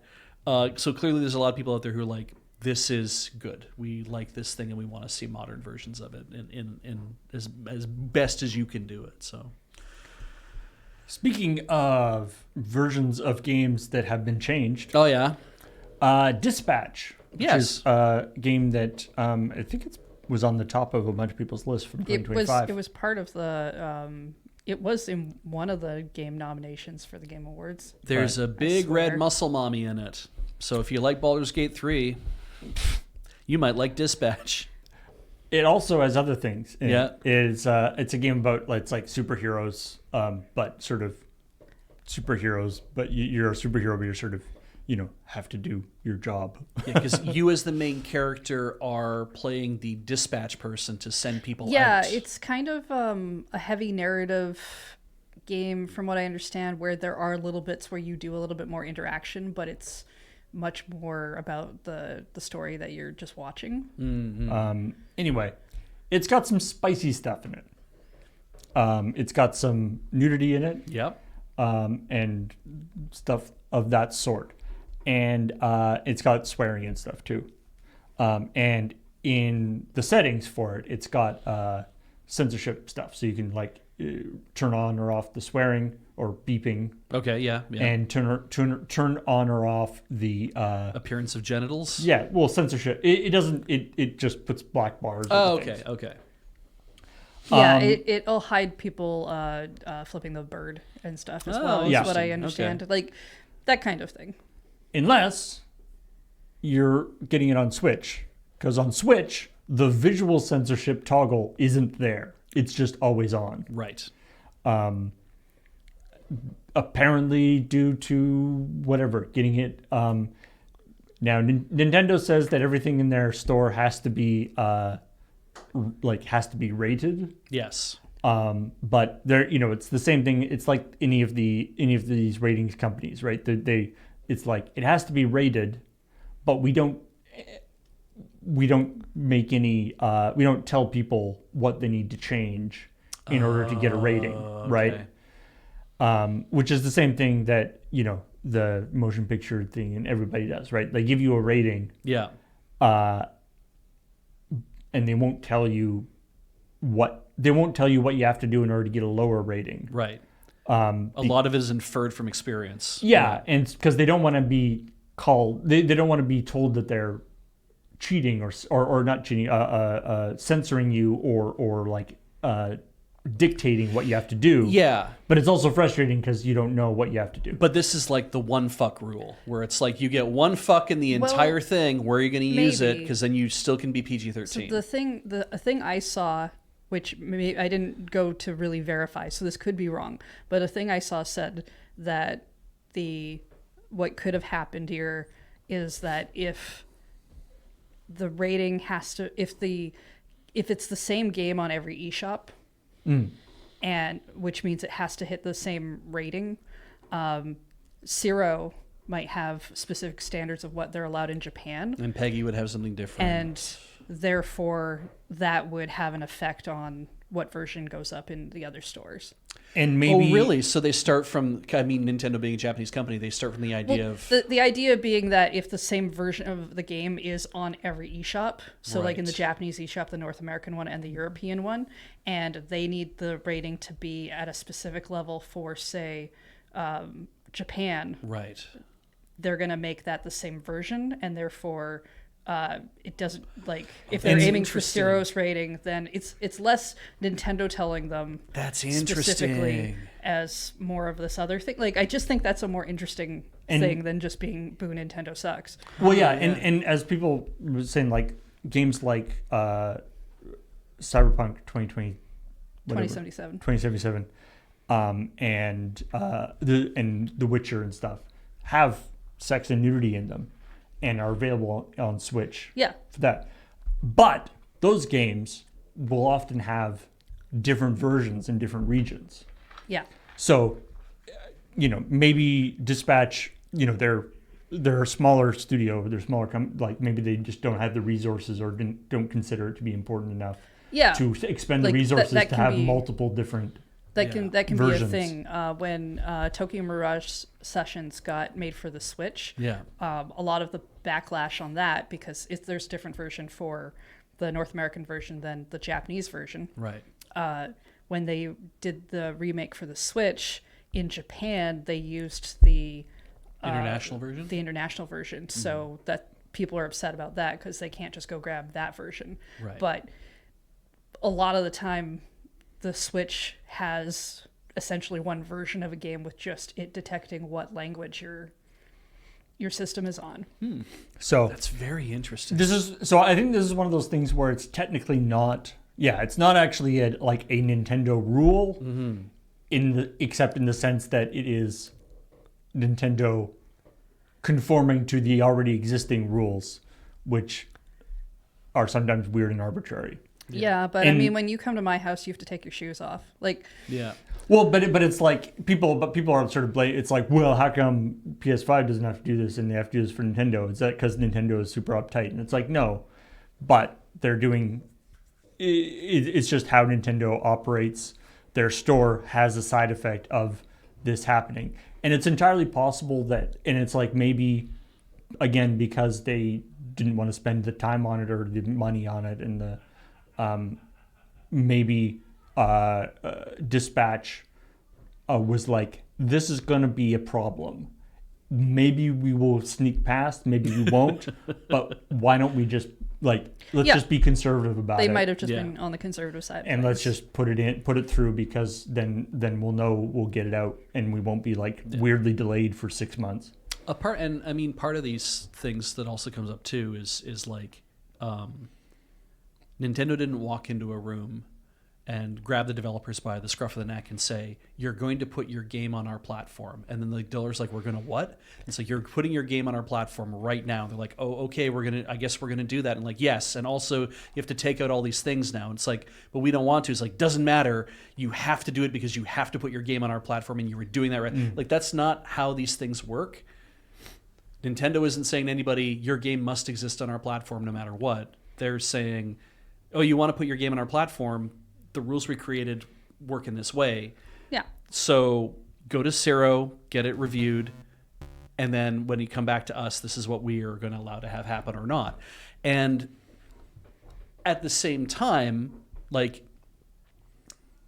there is also, so hang on, at the same time, there's also that point of view of, if you're developing a game for a mobile audience, let's say, Okay. and you want it to be like, Android might be a little more permissive. I can't say one or the other, but you might also sideload it through like alternate app stores or whatever. And so then you want to get it on iOS, and Apple is like, we're not going to allow that because of sex and nudity and whatever. Well, predominantly investment on iOS gaming and all that kind of stuff generally means that you're going to end up making more money. And if your point of view of a company is that I'm making a video game because I want to do some expression of like things that I want to make, but at the same time I also want to make money off of it so I can continue to make more games, you might say, I will compromise my artistic vision in this case so that more people can play my game. The larger audience that likes to pay a lot more money will play my game. And maybe that will translate into me being able to do more things later, even if it means I don't come back to this platform in the future, unless there's so many players that you will. So there is that thing of, but the console environment, be it a mobile or be it an actual console, tends to have you by the short and curlies anyway. If you want access to their market, you have to play by their rules. That sucks. The Yes. scene of them having you by the short and curlies would actually have to be censored, though. Yes. And that, Well, only if it's on camera. Yes. I think that sucks. It is not great that you can be in that position of that. The market dominance can put you in that position. But also, that's what makes this so tense, right? Because it's like, Ultimately, it is down to whether or not you want to be on that market in the first place or not. And yet also if all you do make is like I forget the guy who does this. I want to say Robert Chen. I think I have his name. No. I know what his name is, but he makes like he made like the really explicit games that even on Steam they were like, we don't want these things on here, so he had them on like itch, I think. But like Cobra Club and stuff like that. I forget his name. But that it's like, yeah, he loses access to a massive storefront because he doesn't want to compromise his vision. People end up talking about the games, and so maybe that means that they'll go out and buy, and more people will go and find his games in that respect. But it's like not everybody gets the opportunity to get your name out like that even. And even then it's like, even if everybody knows about your game, maybe they're not willing to go to itch and make an account and buy stuff or do whatever. Robert Yang, thank you. Yeah. I mean, ultimately, the fact that the game has essentially toggle settings in its, I guess what we will call the original version that we've seen. Yeah. I would like it if those were on the Switch. I like games having toggles. I like them having options and such, because it's like, maybe I don't want to watch a bunch of nudity. Maybe I don't want to see a bunch of blood and gore. Yep. Being able to set that to my comfort level would be nice. But not having the option, especially when it is like an option in other versions, is kind of crappy. Stucks. And if you find it objectionable and you're like, man, but I want to play Dispatch on the Switch, you can just get it anyway. You can still play the game. It's just that then you're like, if you're mad that you're like, but they're covering up somebody's dong and I wanted to see that. It's like, no. You need to adjust your expectations. What they're blocking out is not genitals. What they're blocking out is spiders. Doing that for your benefit, that you don't have to see the spiders. So imagine that instead. And then you'll be like, oh, but I'm thankful now that they have done that. That I'm not, I don't have to I don't know why everyone was wearing spiders there, but you know. Yeah. I have seen some really good TV scenes where someone has had someone by the short and curlies, and there is no doubt that person has them by that. And it is off camera, and it, to me, actually has way more impact than being able to see it. But that's a personal thing. Speaking of people who want to make other people more aware of their games. Okay. An indie developer had a problem in that he felt that the credits for his game were too short. That he had like a song or something. He had a whole thing to go along with the credits of his game. Okay. The developer's Connected Shadow Games. Oh, so the music was like a certain length. He's like, I can't spread my credits out to fill the length of the song. Yeah. Currently, I'm working for the end of the game, but because it's just made by just a few people, so the content is overwhelmingly short. And he said, so if you're okay with having your name listed, please give this a like. Seriously, I'll list everyone lengthwise. I need about 100 more people. So that went viral. Oh goodness! Now it's and too received long. about 60,000 likes.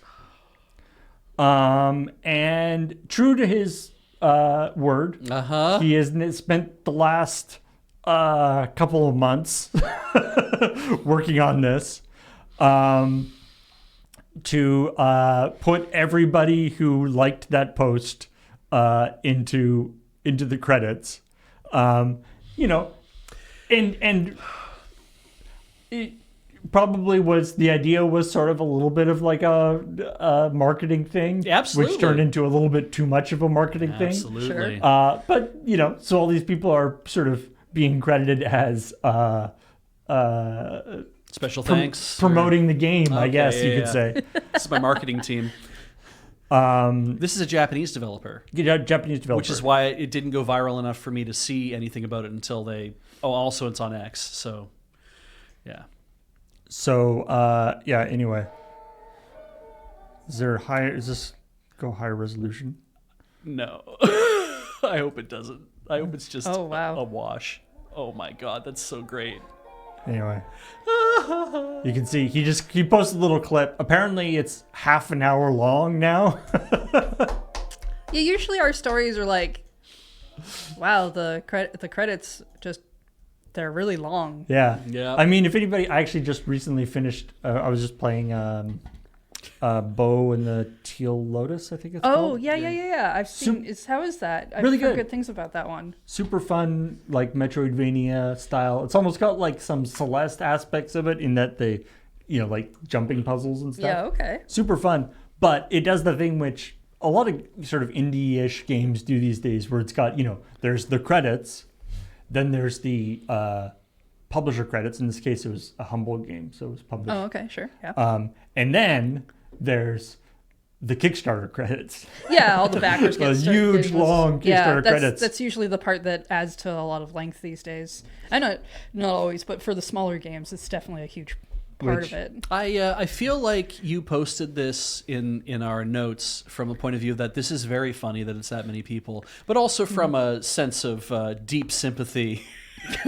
Because if I remember correctly, Paul, you had to be the one to gather up all the names of our backers multiple times. I was the one that did the credits for the Friday nights thing and for the wall. Yeah, and I noticed.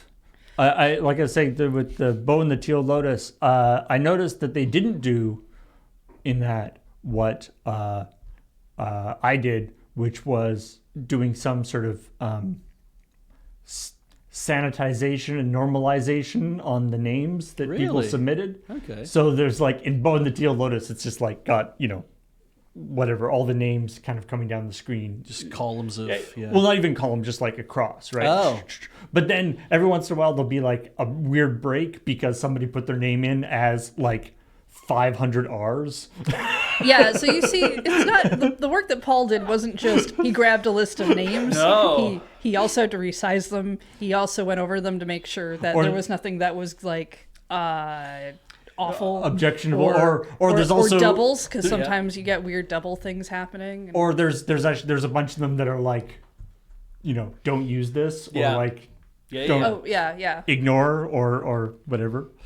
The the Mark V wall is funny too, because I think you had to reorder a couple of positions of a couple things. So you're like, oh shit, when this is trying to fit on the vinyl, it's like we'll just have a big gap at the end if we have that one there, so we have to move that person to like a slightly different spot. Yeah, you have to do a little bit of tweaking with that stuff. Yeah, this is like, it's not entirely alphabetical, but it's extremely close. And yeah. Rivers, orphans, widows, all those things. I do think some people, when they back things on Kickstarter, do try to put in weird names in order to try to like make things happen.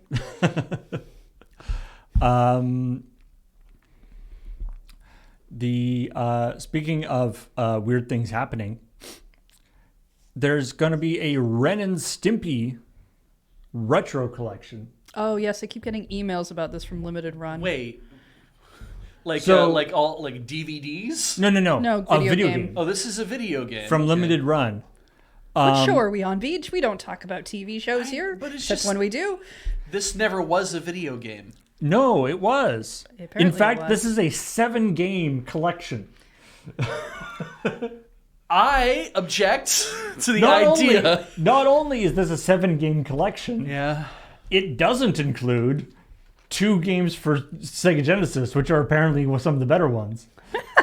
There was apparently a lot of Ren and Stimpy games. There was 9? I do not remember. I don't remember seeing any games for this. Of this. I thought this was going to be one of these things that was like, oh, we made a whole bunch of games we've made a whole bunch of classic games that are Ren and Stimpy based. Nope. This is, it's got games for Game Boy, for SNES and Game Boy, but it does not include Stimpy's Invention or Quest for the Shaven Yak, which were for Genesis. The Ren and Stimpy Happy Joy collection. It looks like a pretty solid collection. It looks like a TV series. If you're into Ren's, I especially like the little mini cartridge replica collection thing there. I mean, if you want Ren and Stimpy games,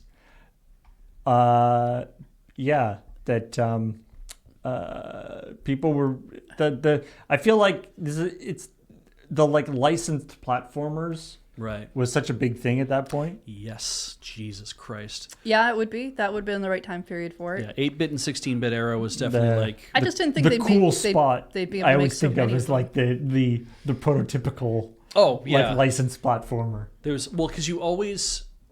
If we want to talk licensed platformers for a bit, like the. I mean, we don't have to. But The frustrating thing is that you never were really like one of those things you had to learn over time, right? Because it was like, you'd be like, oh well, this is licensed after like a TV series or a movie, and you have to that's a roll of the dice. But if it's like licensed about like a brand, because everybody at all the brands were like at some time they're like, man, we have to have a thing. So cool spot, right? But they did have like Fido Dido got a game as well, Yeah. you know, which was actually pretty good, and the cool spot was really good. yeah, cool spot. Yeah. And Yo Noid, yeah, Noid got it was which is Domino's Pizza.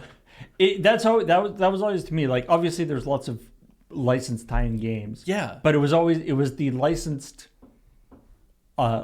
tie-in games where the thing that they're licensing has no like narrative or No. anything. It doesn't have anything to kind of latch a game onto. Yeah. Whereas like Cool Spot, it's not he's not a character other than like in a commercial. Yeah. Like He doesn't have stuff like they have to basically make it up whole cloth other than the character. MC Kids for the NES was like we rented that on vacation one time, and I was like, this is actually really solid, like unusual, but kind of like a really solid platformer for its era. And I was like, this is odd, like that it's as interesting and as good as it is. And that was a McDonald's tie-in. Yeah, of all like, things. Yeah, and as you said, a bunch of those licensed games were like weirdly good. Yeah, and then fucking Family Dog, and I don't know if Fish Police got a game or not, but Home Improvement got a game, True Lies got a game. These were miserable I because don't remember any of these. by and large, if you were a TV show, especially like an animated TV show, your games were going to suck. E.g., The Simpsons. Until basically like Bart's Nightmare, every Simpsons game that came out sucked ass. They were so bad, and they kept fooling you into thinking they were going to be good, but they were not. So the idea that like, well, Ren and Stimpy had a bunch of video games, like maybe I forgot about that because I tried to like Ren and Stimpy and didn't. Yeah, it wasn't my kind of humor. And that it also was an animated TV show tie-in. Therefore, it's probably gonna suck because all of them tended to suck. But anyway, yeah.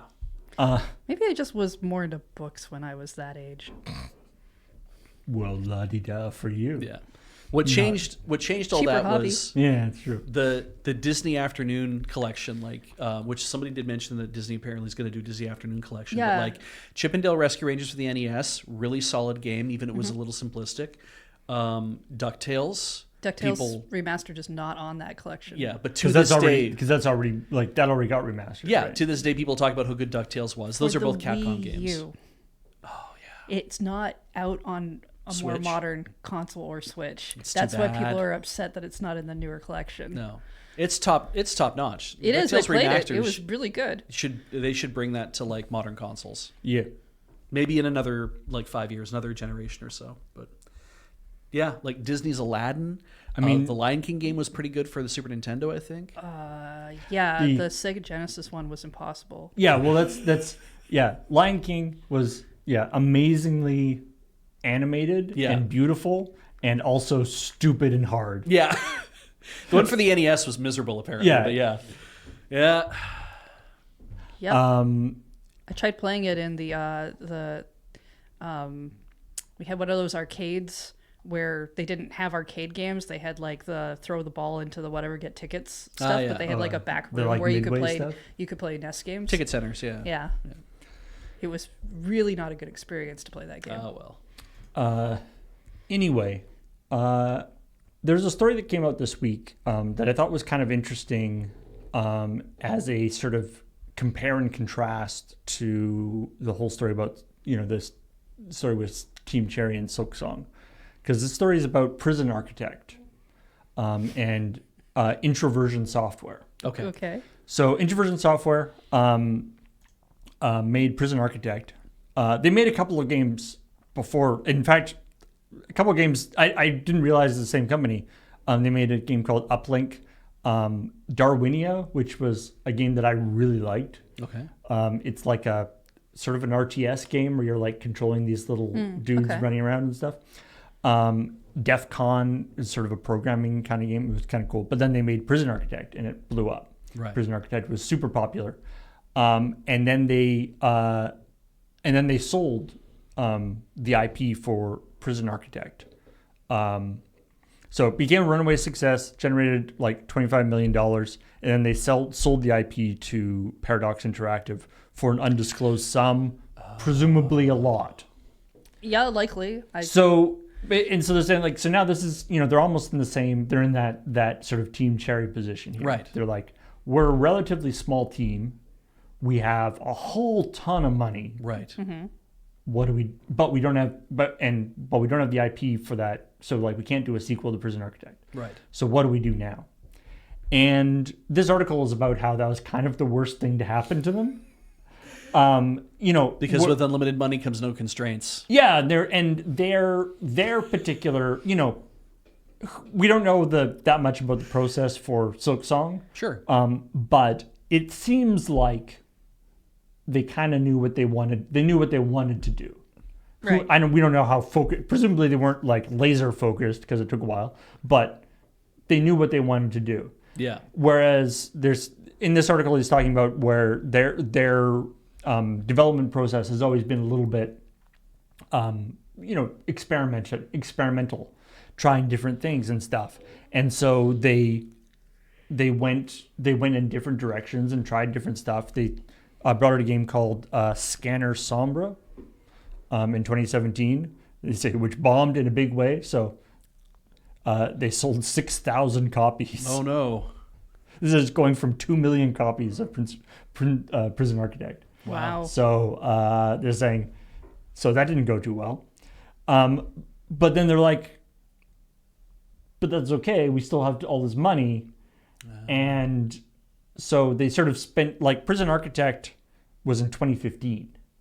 And so and then they came out with this other game in 2017 that bombed. And then they're just kind of flailing around for a long time. Like they didn't really know what they were doing. And they're saying that they without that kind of constraint, they had a lot of problems. That say we take a step forward, try something, see if it works. Take another step forward, see if that's working. You're saying, well, this is a great way to innovate because you don't know where you're going to end up. You also end up in some dark, closed-off alleyways, and they're saying, when you're just a couple people, it's not that big a deal. But as you get more people, and they staffed up somewhat to do the Prison Architect thing, right? Now you have a bunch of people, and you're like, Yeah. they're like, so what are we doing now? Right. And just telling everybody to like go off and do cool things, and then we'll try to find something out doesn't really work that well. Because you want to believe that. Yeah, we see the same. We try to give them direction when we didn't really know what direction we were going. Yeah, and it's an odd thing because you have that that feeling of like if we had the money, we could make anything we wanted, and we have some great ideas for things we would want to make and some ways that we want to do it. And it's like, right, except that if you're at least you're like, we don't have to worry about failure ruining people's lives. Right. But for people who've come into the company, they're being like, right, but what we want is we'd like to actually build a career. Like we're trying to make a thing or make a few things, and we want to make some really fun, interesting shit to go out into the world that people will really like, that will resonate with people. If you get into game development, you're probably thinking that's not like you got into game development because you want to see that happen. Not if you didn't want to do that, you would be programming for a company and you'd be working on their website or some shit, right? Like you'd just be like, or working on back end tools for for some accounting firm or whatever. You wouldn't be that into, I want to create a game. There's always different motivations for that kind of thing. And so I think that's interesting that it's like we needed to provide people more directions so they could create something, because nobody, I'm sure, was willing to sit there and be like, that's okay, dude, I can hang out for 10 years and we can just fart around until we come up with something that works. You know, you probably don't have a lot of people who feel that way if you're involved in the game industry. I mean, it depends on what you're doing stuff for. I know from what I've read of Silksong, like, yeah, Silksong's a small team. Yes, they also used a lot of contracted work for certain things as well. That's not uncommon. But, like, if you're going to contract work out, you probably already know what you're doing. They never staffed up further from Hollow Knight being a success, which is actually kind of abnormal from what I understand. It's like if you make a lot of money, you're working on a new game, and it seems to make it faster, you staff staff up. But at the same time, that is also how you end up having to fire a bunch of people when the project is over, right? Because you don't know what they're doing after unless you already have a solid idea. Yeah. And if they're like, well, we staffed up because we had this game we were working on, it made a lot of money, you want to try to keep everybody around. But if you don't know what you're doing, then this is the result of that problem. Yep. The other really interesting thing appears. So like Uplink, which I saw some people in the chat talking about, was the game they did before Prison Architect. Was a relatively successful game. It got a lot of buzz. People liked it. And he is saying, in this article, the interviewer saying it might have made sense to stick with Prison Architect, like not sell off the IP. Sure. And keep doing more updates, and that would have given more direction to where you to let's do. Let's make a sequel. And he's saying, these are Mark and Chris are the two founders of the company. Say, and this Mark says, what Chris would say to you if he heard you say that, and he'd say, if Mark had his way, we would have made Uplink 2. See, it's like we would have made Uplink 2, which might have sold a little bit more than Uplink. Then we would have made Uplink 3, which would have sold less. Then we would have made Uplink 4, which would have sold less. And then the business would have folded. Okay. But it's like, it's that like mentality. And he's saying, he says, if your business is about creative and doing, about being creative and doing new things, you have to be creative and do new things. Right. You can't just stick with what worked previously and iterate on that. You can't just stick with what worked previously and iterate on that, because then you become FIFA. Yeah. And there's only a few games that are big enough to be able to put out another update, another graphics pass, keep their audience. Like I said, SimCity. Hades. Yeah. I mean, my example is a counterexample. SimCity was one of those things that's like skyrocket, right? Everyone's interested. And then you see that thing of like, oh, SimCity 2000, SimCity 3000, SimCity 4. And it's like, it doesn't resonate as much in the world. Like for people who like city sims, you fall into the Maxis problem where it's like, well, we'll just create more spin-offs of different style things. We'll have a SimEarth and we'll have SimAnt and we'll have like all these other different games. And The Sims and The Sims ends up being the thing that keeps Maxis afloat, right? And it's like SimCity goes by the wayside. City Skylines has to come along. Those people have to come along and make a brand new city sim because they're like, no, we know what people want out of a city sim, and you seem to have abandoned the idea of making a good city sim. And that idea of you make Uplink 2, Uplink 3, Uplink 4, and you're like, why isn't nobody buying this? It's like because they already bought it. They already bought it previously, and they're not you might have the hardcore people who love this series, but it might not maintain. And, when did Uplink come out? 2013, I think. 2013 or something. Oh, okay. Yeah. So we're like prior to the time where what you're saying with making 2001 is when it was established. Yeah, I don't know. Yeah. Oh, their first game was okay. Uplink wasn't the game before that. It was because I feel like if Uplink was a game that came out like a few years ago, then it would be less about making a sequel and more about maybe adding an expansion or doing updates and things, right? And you can kind of gear on that a little bit. Yeah. But anyway, so for what it's worth, the game, they actually are, the reason why they're being interviewed right now is they have a game called The Last Starship, which was in early access, and it will hit its 1.0 in February. And that's coming out, and they're saying they were really fighting to make it not Prison Architect, but in space. Okay. Yeah. Because it is like you're building a ship and sending it off, and so they didn't want it to be like you build a ship and then you have to do all the architecty stuff. Right. So they're saying they but then they realized that like in order to build the ship in a kind of interesting way, you need to have some of that kind of stuff. Right. So they're talking about sort of having to manage that and trying to not make it too Prison Architect-y while still making it interesting and fun. Anyway. It just feels very odd too, because it's like to say Prison Architect took off 2015, I think is when they made it. And it's like to say that took off. I'm like, that's probably two things working together. Is that one, it is the architect nature of I'm building a thing, right? Mm-hmm. It's a simulation of I'm creating something that has like some moving parts but it's infrastructure and whatever. But also it's a prison, which is a thing that people don't tend to like, because Hospital Architect might not have done as well. Or maybe it would have, because 2 Point Hospital and 2 Point Museum, or like all the 2 Point games or whatever, seem to have that kind of... They haven't done 2 Point Prison yet. Yeah, but it's like they really does... Have they done 2 Point School? It's practically the same thing. I feel like there's a school thing in parts of that. I think I would if I was going to have a game that had a prison element to it, I'd rather be building one than having to run one. Yeah.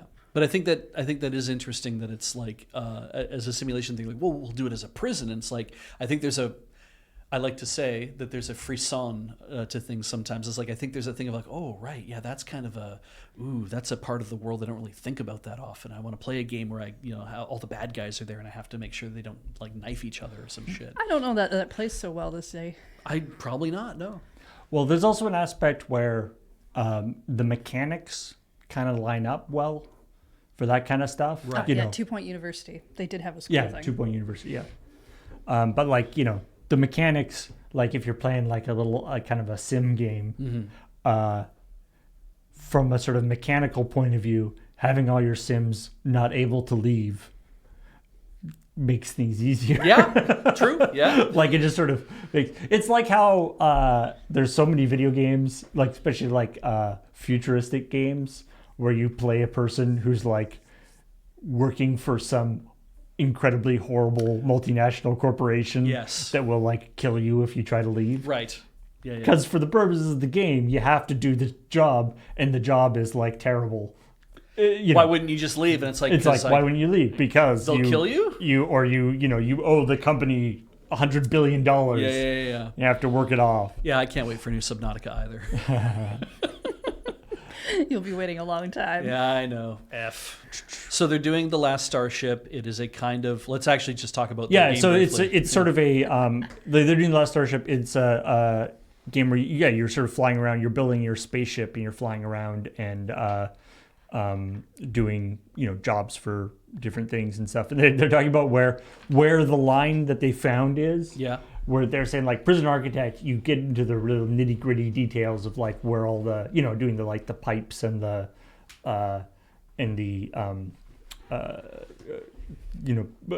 putting the electrical grid and that sort of SimCity kind of stuff. It's infrastructure, yeah. Infrastructure stuff. When they're like you make it's like your ship has to have like a sort of bathroom. Or some sort of bathroom, whatever area. Okay. And then you have to have like a waste disposal area because of that. Ah, okay. But you don't have to like worry too much right. about. I don't have to make pipes go do between all the them connecting like that aspect they didn't want it. And it's like you don't have to design what the where all the toilets are in the bathroom. Yeah, you don't have to have make a good traffic flow. And you don't have to have like a Factorio style thing of like I got to make sure that all the waste goes along a conveyor belt to get to the waste disposal unit. Yeah. It's like okay, that's fair. So anyway, sounds interesting actually. Speaking of games where you're building all sorts of things, Terraria just got a big update. Oh. In fact, it is called the Bigger and Bolder update. Boulder spelt like the rock. Oh, so there's rocks. Boulder, large I guess. boulder the size of a small boulder. Yeah. And so now we come to ChillPoint reads some patch notes because, oh my God, these are very, very, very long patch notes. Oh, okay. But I mean, good for them. to give you a couple of little notes of things that they've added, 9 new whips. Okay, it's interesting you start with that one. 60 new hairstyles, Oh, Jesus. Ooh. Dead Cells content, and Pal World content. Sorry, are you allowed to have Dead Cells content go into other games? I thought all the games had to go to Dead Cells. I guess maybe there's probably some stuff. It's Reciprocity? probably back and forth. Yeah. They've they added the Mighty Tighty, which is a new tool for placing decorative stalagmites and stalactites. Oh, cute. Okay. Kites and critters can now be placed in the world as persistent background objects. Okay. Just like you can just have a dog running around. Neat. Okay. Mannequins can now hold items and mounts and pose with those items when hammered. But everything's so small. How does a mannequin get hammered? I don't know. Oh, goodness. Anyway, also there's just I love these, especially like Terraria's. For if you don't know, Terraria is almost like sort of a Minecraft-y thing, except it's 2-dimensional. Yeah. But it's got all sorts of stuff. The whoopee cushion can now be equipped. Like to your butt? I guess. I guess. You can now attach furniture to wooden spikes if you feel so inclined. Is in the if you Okay. feel so inclined is in the patch notes. Cute. The harpoon can now penetrate up to 2 enemies before retracting Ooh. That's upon sick. hitting the This 3rd enemy. sounds pretty good. Right there. The flamethrower and the elf melter can now be used while submerged in lava. This is a very I think different. I like a thing called the elf melter. It can be used for melting lots of things. But it seems like it's specifically designed for one thing, Paul. The more I learn about lava, the more terrifying doing anything with lava in a video game gets to me. Because lava is not just fire water, right? Yeah, Like, lava is not pleasant. Yeah. No, it's molten. It's rock. Yeah, and wrapping my head around that the other day when I saw things like, well, because I saw somebody posting facts about a lava flow, and it was like, yeah, this is 3,000 kilograms a second or whatever, like this is rolling past Yeah. you. And I just thought about, like, right, if I pick up a stone, like that, has some, like a bit of heft to it, right? This weighs maybe about 0.5 kilogram or whatever. It's like, Okay. that's a lot. But you pick up a heavier stone that weighs like 5 kilograms, you're like, oh, that is like substantially even more. You really get the weight of it. And then you're like, if this was all of a sudden liquid, this Yeah. whole thing was liquid, it'd be incredibly hot for one thing, obviously, burn my hand right off. But also, it's like, it would still weigh 5 kilograms. Yeah, because it's more like a syrup. Yeah. Right? It's very thick and But ultimately, like Hot, 3,000 clearly. kilograms, you're like watching lava flow move, and you're like, oh yeah, that's all stone. All that is just it's just stone that decided to get up and go for a walk. well, more like roll around, but Yeah, sure. and it's so and to kind of like think about that as being like, if I watch like water pour off of something, you're like, oh, it's water. I know, I've sit in a bathtub before. I know what that's like. And it's like, it's not the same thing. No, water is very thin. Yeah, comparatively. I like that. So they fixed some of the visuals, and so which in the patch notes they say polished.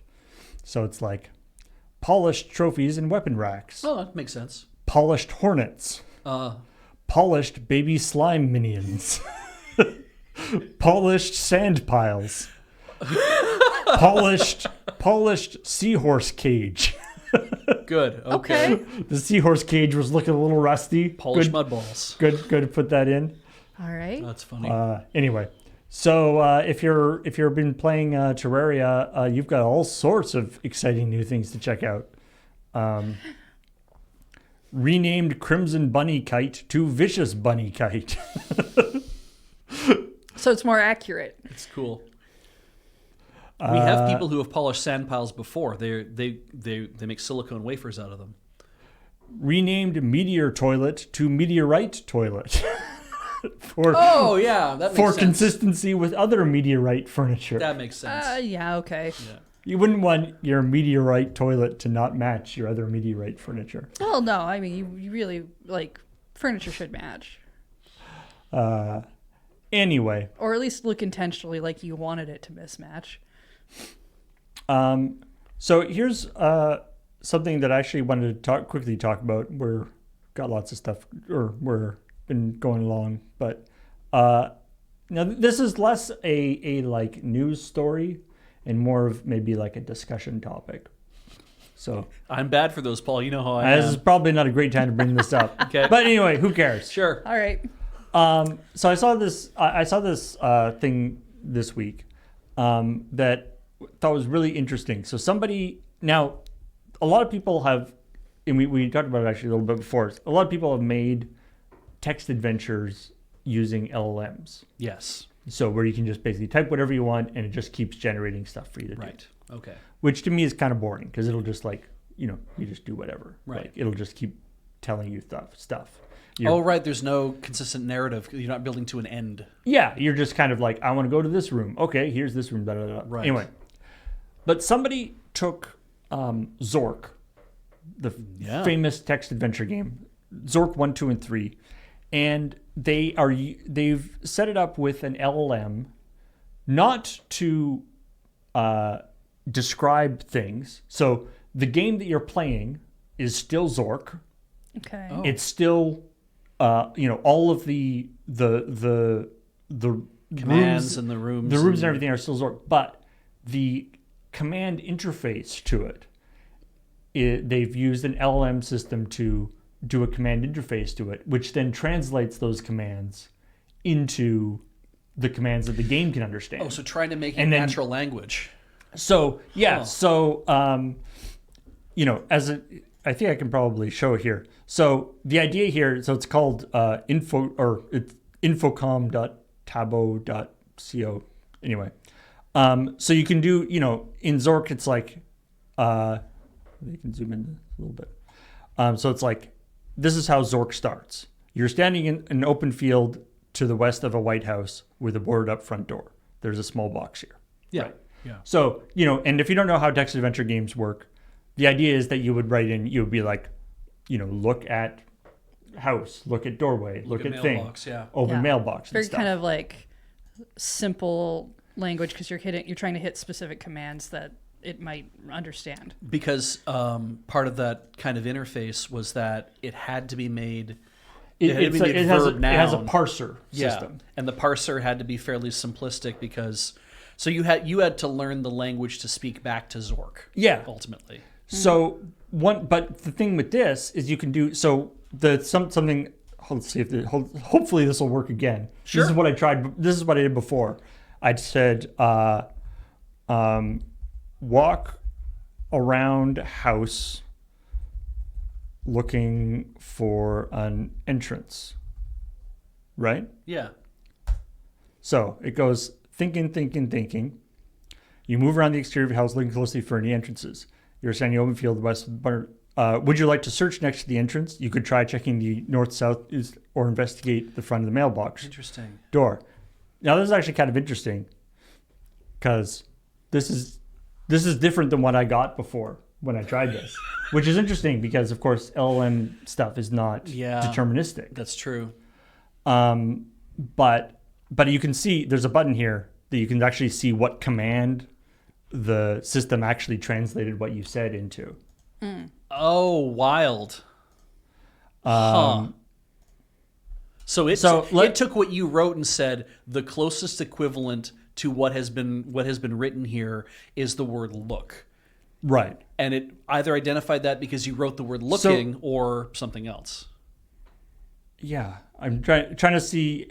Anyway, what happened before or something that I was experimenting with, like, and it was like basically it did west, south, like it basically went around the house using the commands. Oh. And then when the description said that there's a door, there's a window ajar, it stopped there because it was like there's a window ajar there. If you wrote the same thing a second time, would it do the same thing?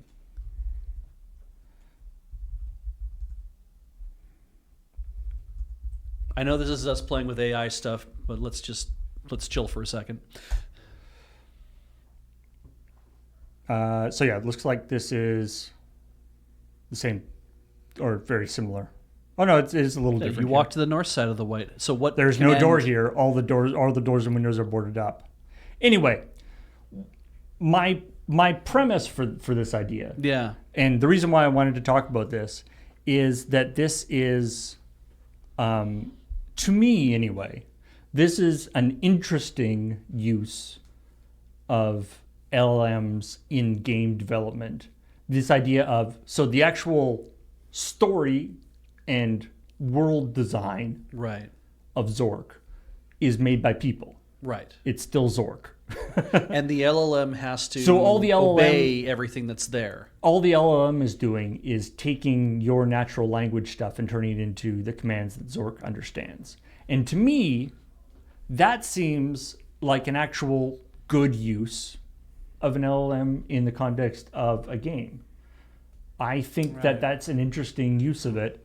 And yeah, I think I could get behind using that. It's, well, I mean, because looking at the face of it, it's like because you can say, well, they already had text parsers for one thing, but you had to obey their language.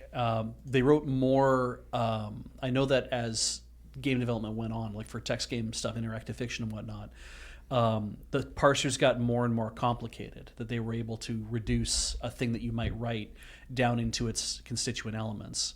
That means that somebody then has to write that. They have to write the code to basically understand what happens if somebody asks a question of the thing. It's like, well, can we reduce down the question to its constituent element to say, here's the thing that I'm interested in. And yeah, like this seems like, because then you get into like Markov chains and stuff like that, but it's like, this seems like it's the next element of this kind of thing. It just does come down to it's interpreting text. Yeah. And trying to spit out, well, it's spitting out the text that obeys the rules that it's been given, as opposed to I'm spitting out text that it has to. Ultimately, it's like you're hoping that what it's telling you is true.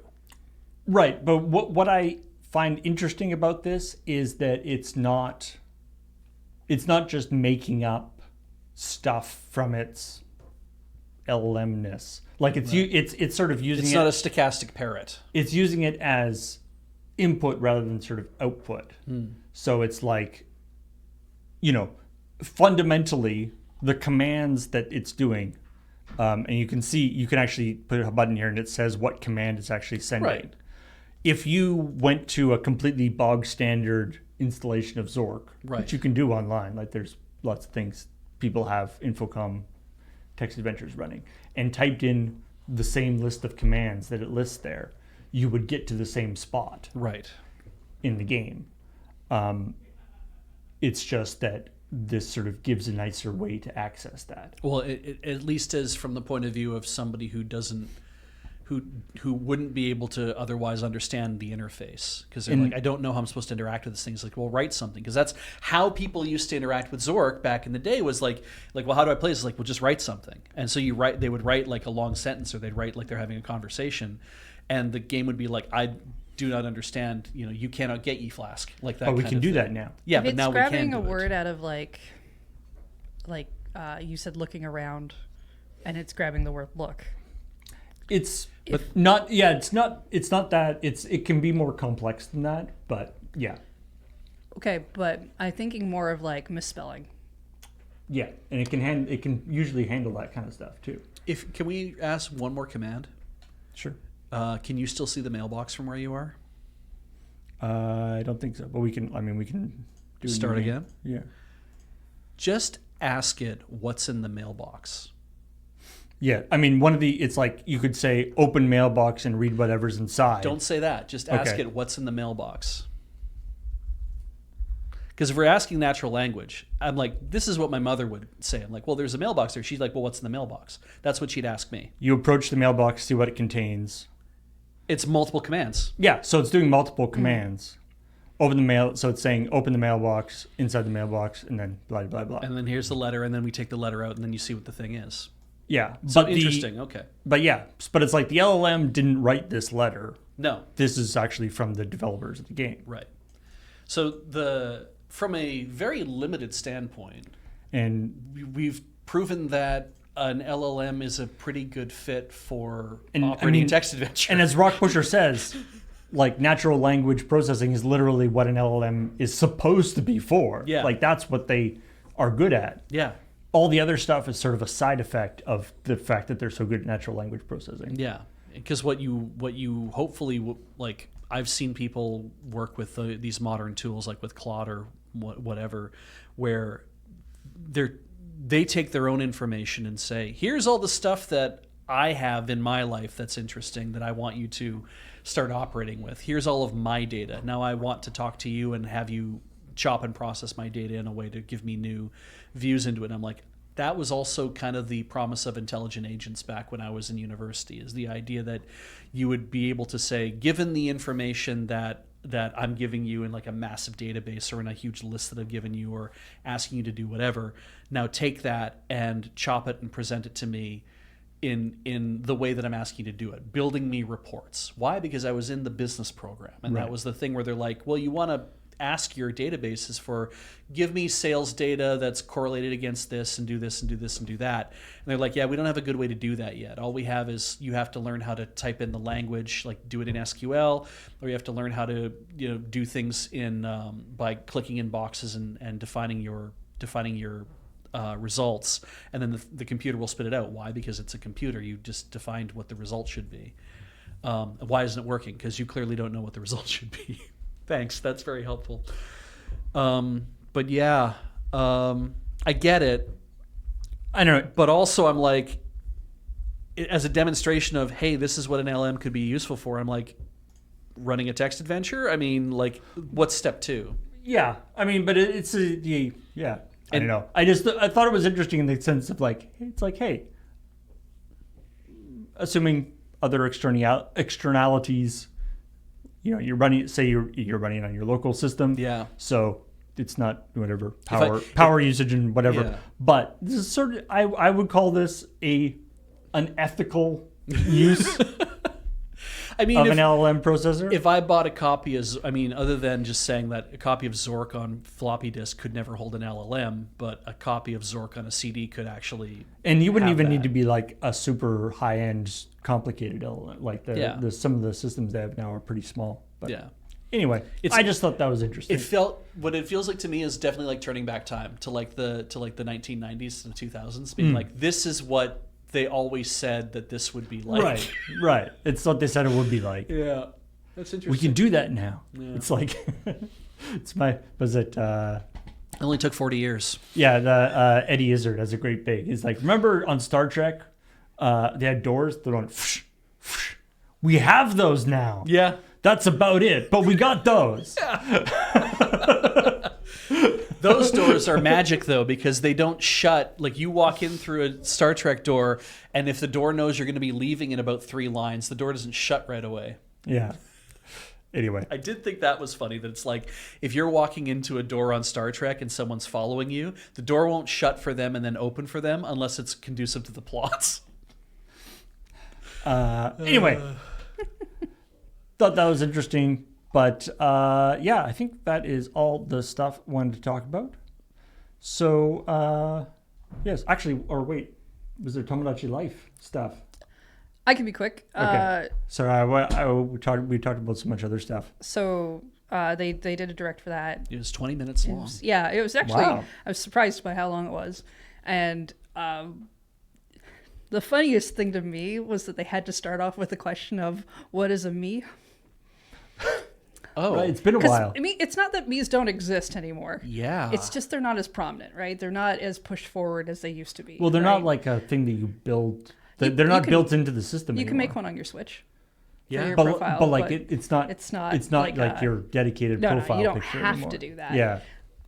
I still have mine. I like mine. Yeah, me too. But it's not as prominent. It's still in some games, Metopia and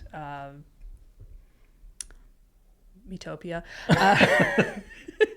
It's part of Tomodachi Life. You make yourself or you make other people, and so there's like new stuff in that. There's new hairstyles and things. But probably the bigger thing is that you can choose to be non-binary. Yes. And you can choose their sexual preferences. And Or also, I guess their dating preferences or whatever they go with. the image I saw too was like, it's like, what is your gender? Male, female, non-binary, and like they give you those 3, and also none. Was there none? Well, in the fact don't that, remember seeing that, they but- said you can select any and all or none of these. Right. So you can say, what's your gender? Male, female, non-binary, submit. You can say that if that's what you want to do. You can just say 2 of the 3, 1 of the 3, or you can just decide submit and just go on with no gender at all. Yeah. Is this the one that loads in like people you know? It can. At least previously. I'm not Can you sure then how. change their preferences and gender? Well, and you're stuff? essentially making a dollhouse. Yeah. It's an interesting game because it's really weird in the sense that in this one really had a lot of Animal Crossing vibes to me because you have an island that you can do decoration with, and you can really do a lot of stuff. And even the visual design of it is kind of looks the same. Yeah, like there's a lot more you can do with it. The last rolling one, world. I played the one for the 3DS, and the gameplay of it is kind of like a weird Sims-like thing. You kind of put a bunch of people into a community and you just let it shake up, and they kind of just do whatever they want. And sometimes you get like kind of mini games, like, oh, if someone's going to confess to someone else that they like them, for instance, you can pick that maybe they'll go and do it at a fireworks event. That's cool. But if you really want them to like get there, you need to manage to get them to confess when the fireworks aren't popping. Ooh. So you have that like scene from anime that we see quite a bit where it's like they confess but the fireworks are too loud so they don't hear the confession if you don't do it properly. Cute. Okay. This one had a lot of what I think is really interesting is this one seemed like it had a little bit more to it, where it was like, oh, this character's over here and they're sad. Most of the characters are just going to do whatever they want. In fact, this game runs on real time and they're just doing stuff while you're not there. Right.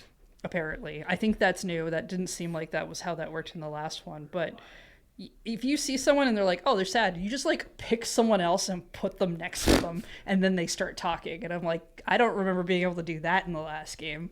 Huh. So it's sort of like there's an aspect of it that's sort of like the ant colony, like just kind of watching stuff happen, but then you can kind of get in there and mess with people if you want. Yeah, there were insinuations in the last game that basically did make it sound like you were a god peering down at them. It looks cute. Yeah. I mean, to be fair, if I was just like walking along and suddenly a force picked me up and took me over and dropped me beside somebody else who looked sad, I'd be like, hi? Yeah. I've been told that I'm supposed to talk to you, I guess. Yeah. Yeah. The other thing is Did you see that? See what?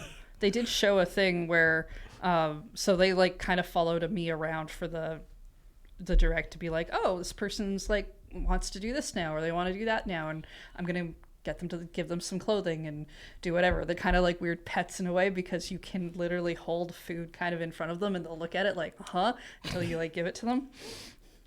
There's stuff like that. Like it has a weird mixture of other games to me, but Okay. they decided to be like, oh, this character wants to confess to so and so we'll do a thing on the Ferris wheel. Now it'd be great. They're on a Ferris wheel.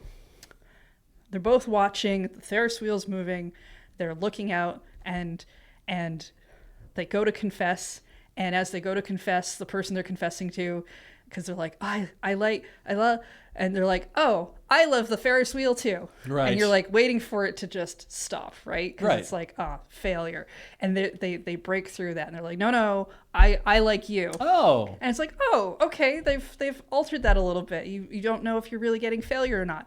Out of nowhere, a third person shows up to join the confession to also confess to this person. They're in a moving Ferris wheel. Somehow they... Yes.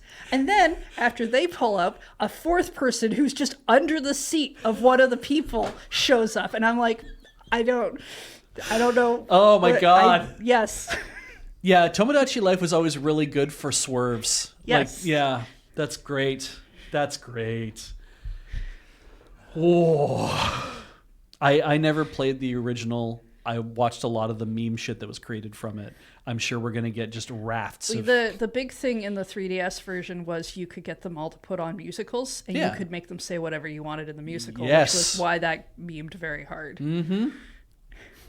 It's a great bit. I think it's like actually like an outtake from Shaolin Soccer, but it just reminds me where a guy's he's about to undergo this incredible ordeal, Right? And he goes you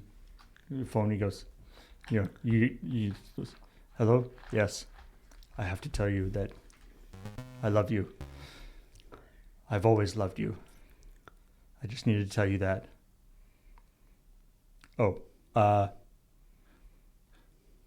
Could you tell your wife that same thing that I just told you? Yeah. When I played it, I did put a bunch of my friends' Mii's into the game because I could. Everybody had one from Miitomo or something. I could could grab stuff that way. I'm sure this thing will have like a way to share Mii's or something. It was one of the reasons I never streamed it. Was because with real people that it gets really weird when you watch real life people kind of starting to want to date other people, or like I had some that did join as couples, but then they would divorce and they get really mad at each other, and I was like, okay, but I think it's a fan fiction simulator, especially since now we can have I mean, it's like when we were running like the Sims overnights. Yes. Thing. Yeah, but like if you want to like do your crossover fic of like Phoenix Wright with whatever, or you're just like, I want to throw in all these characters from the show and see if I can get them to do whatever, I think that could be a lot of fun. That's interesting. I mean, it could be fun with your friends too. It's just I don't want to stream that because that it's just a little too weird for me that way. Nice. Cool. So when's that coming out? Mid-April, I think. Nice. So even if you don't stream it, you're going to check that out? Depends how expensive it is.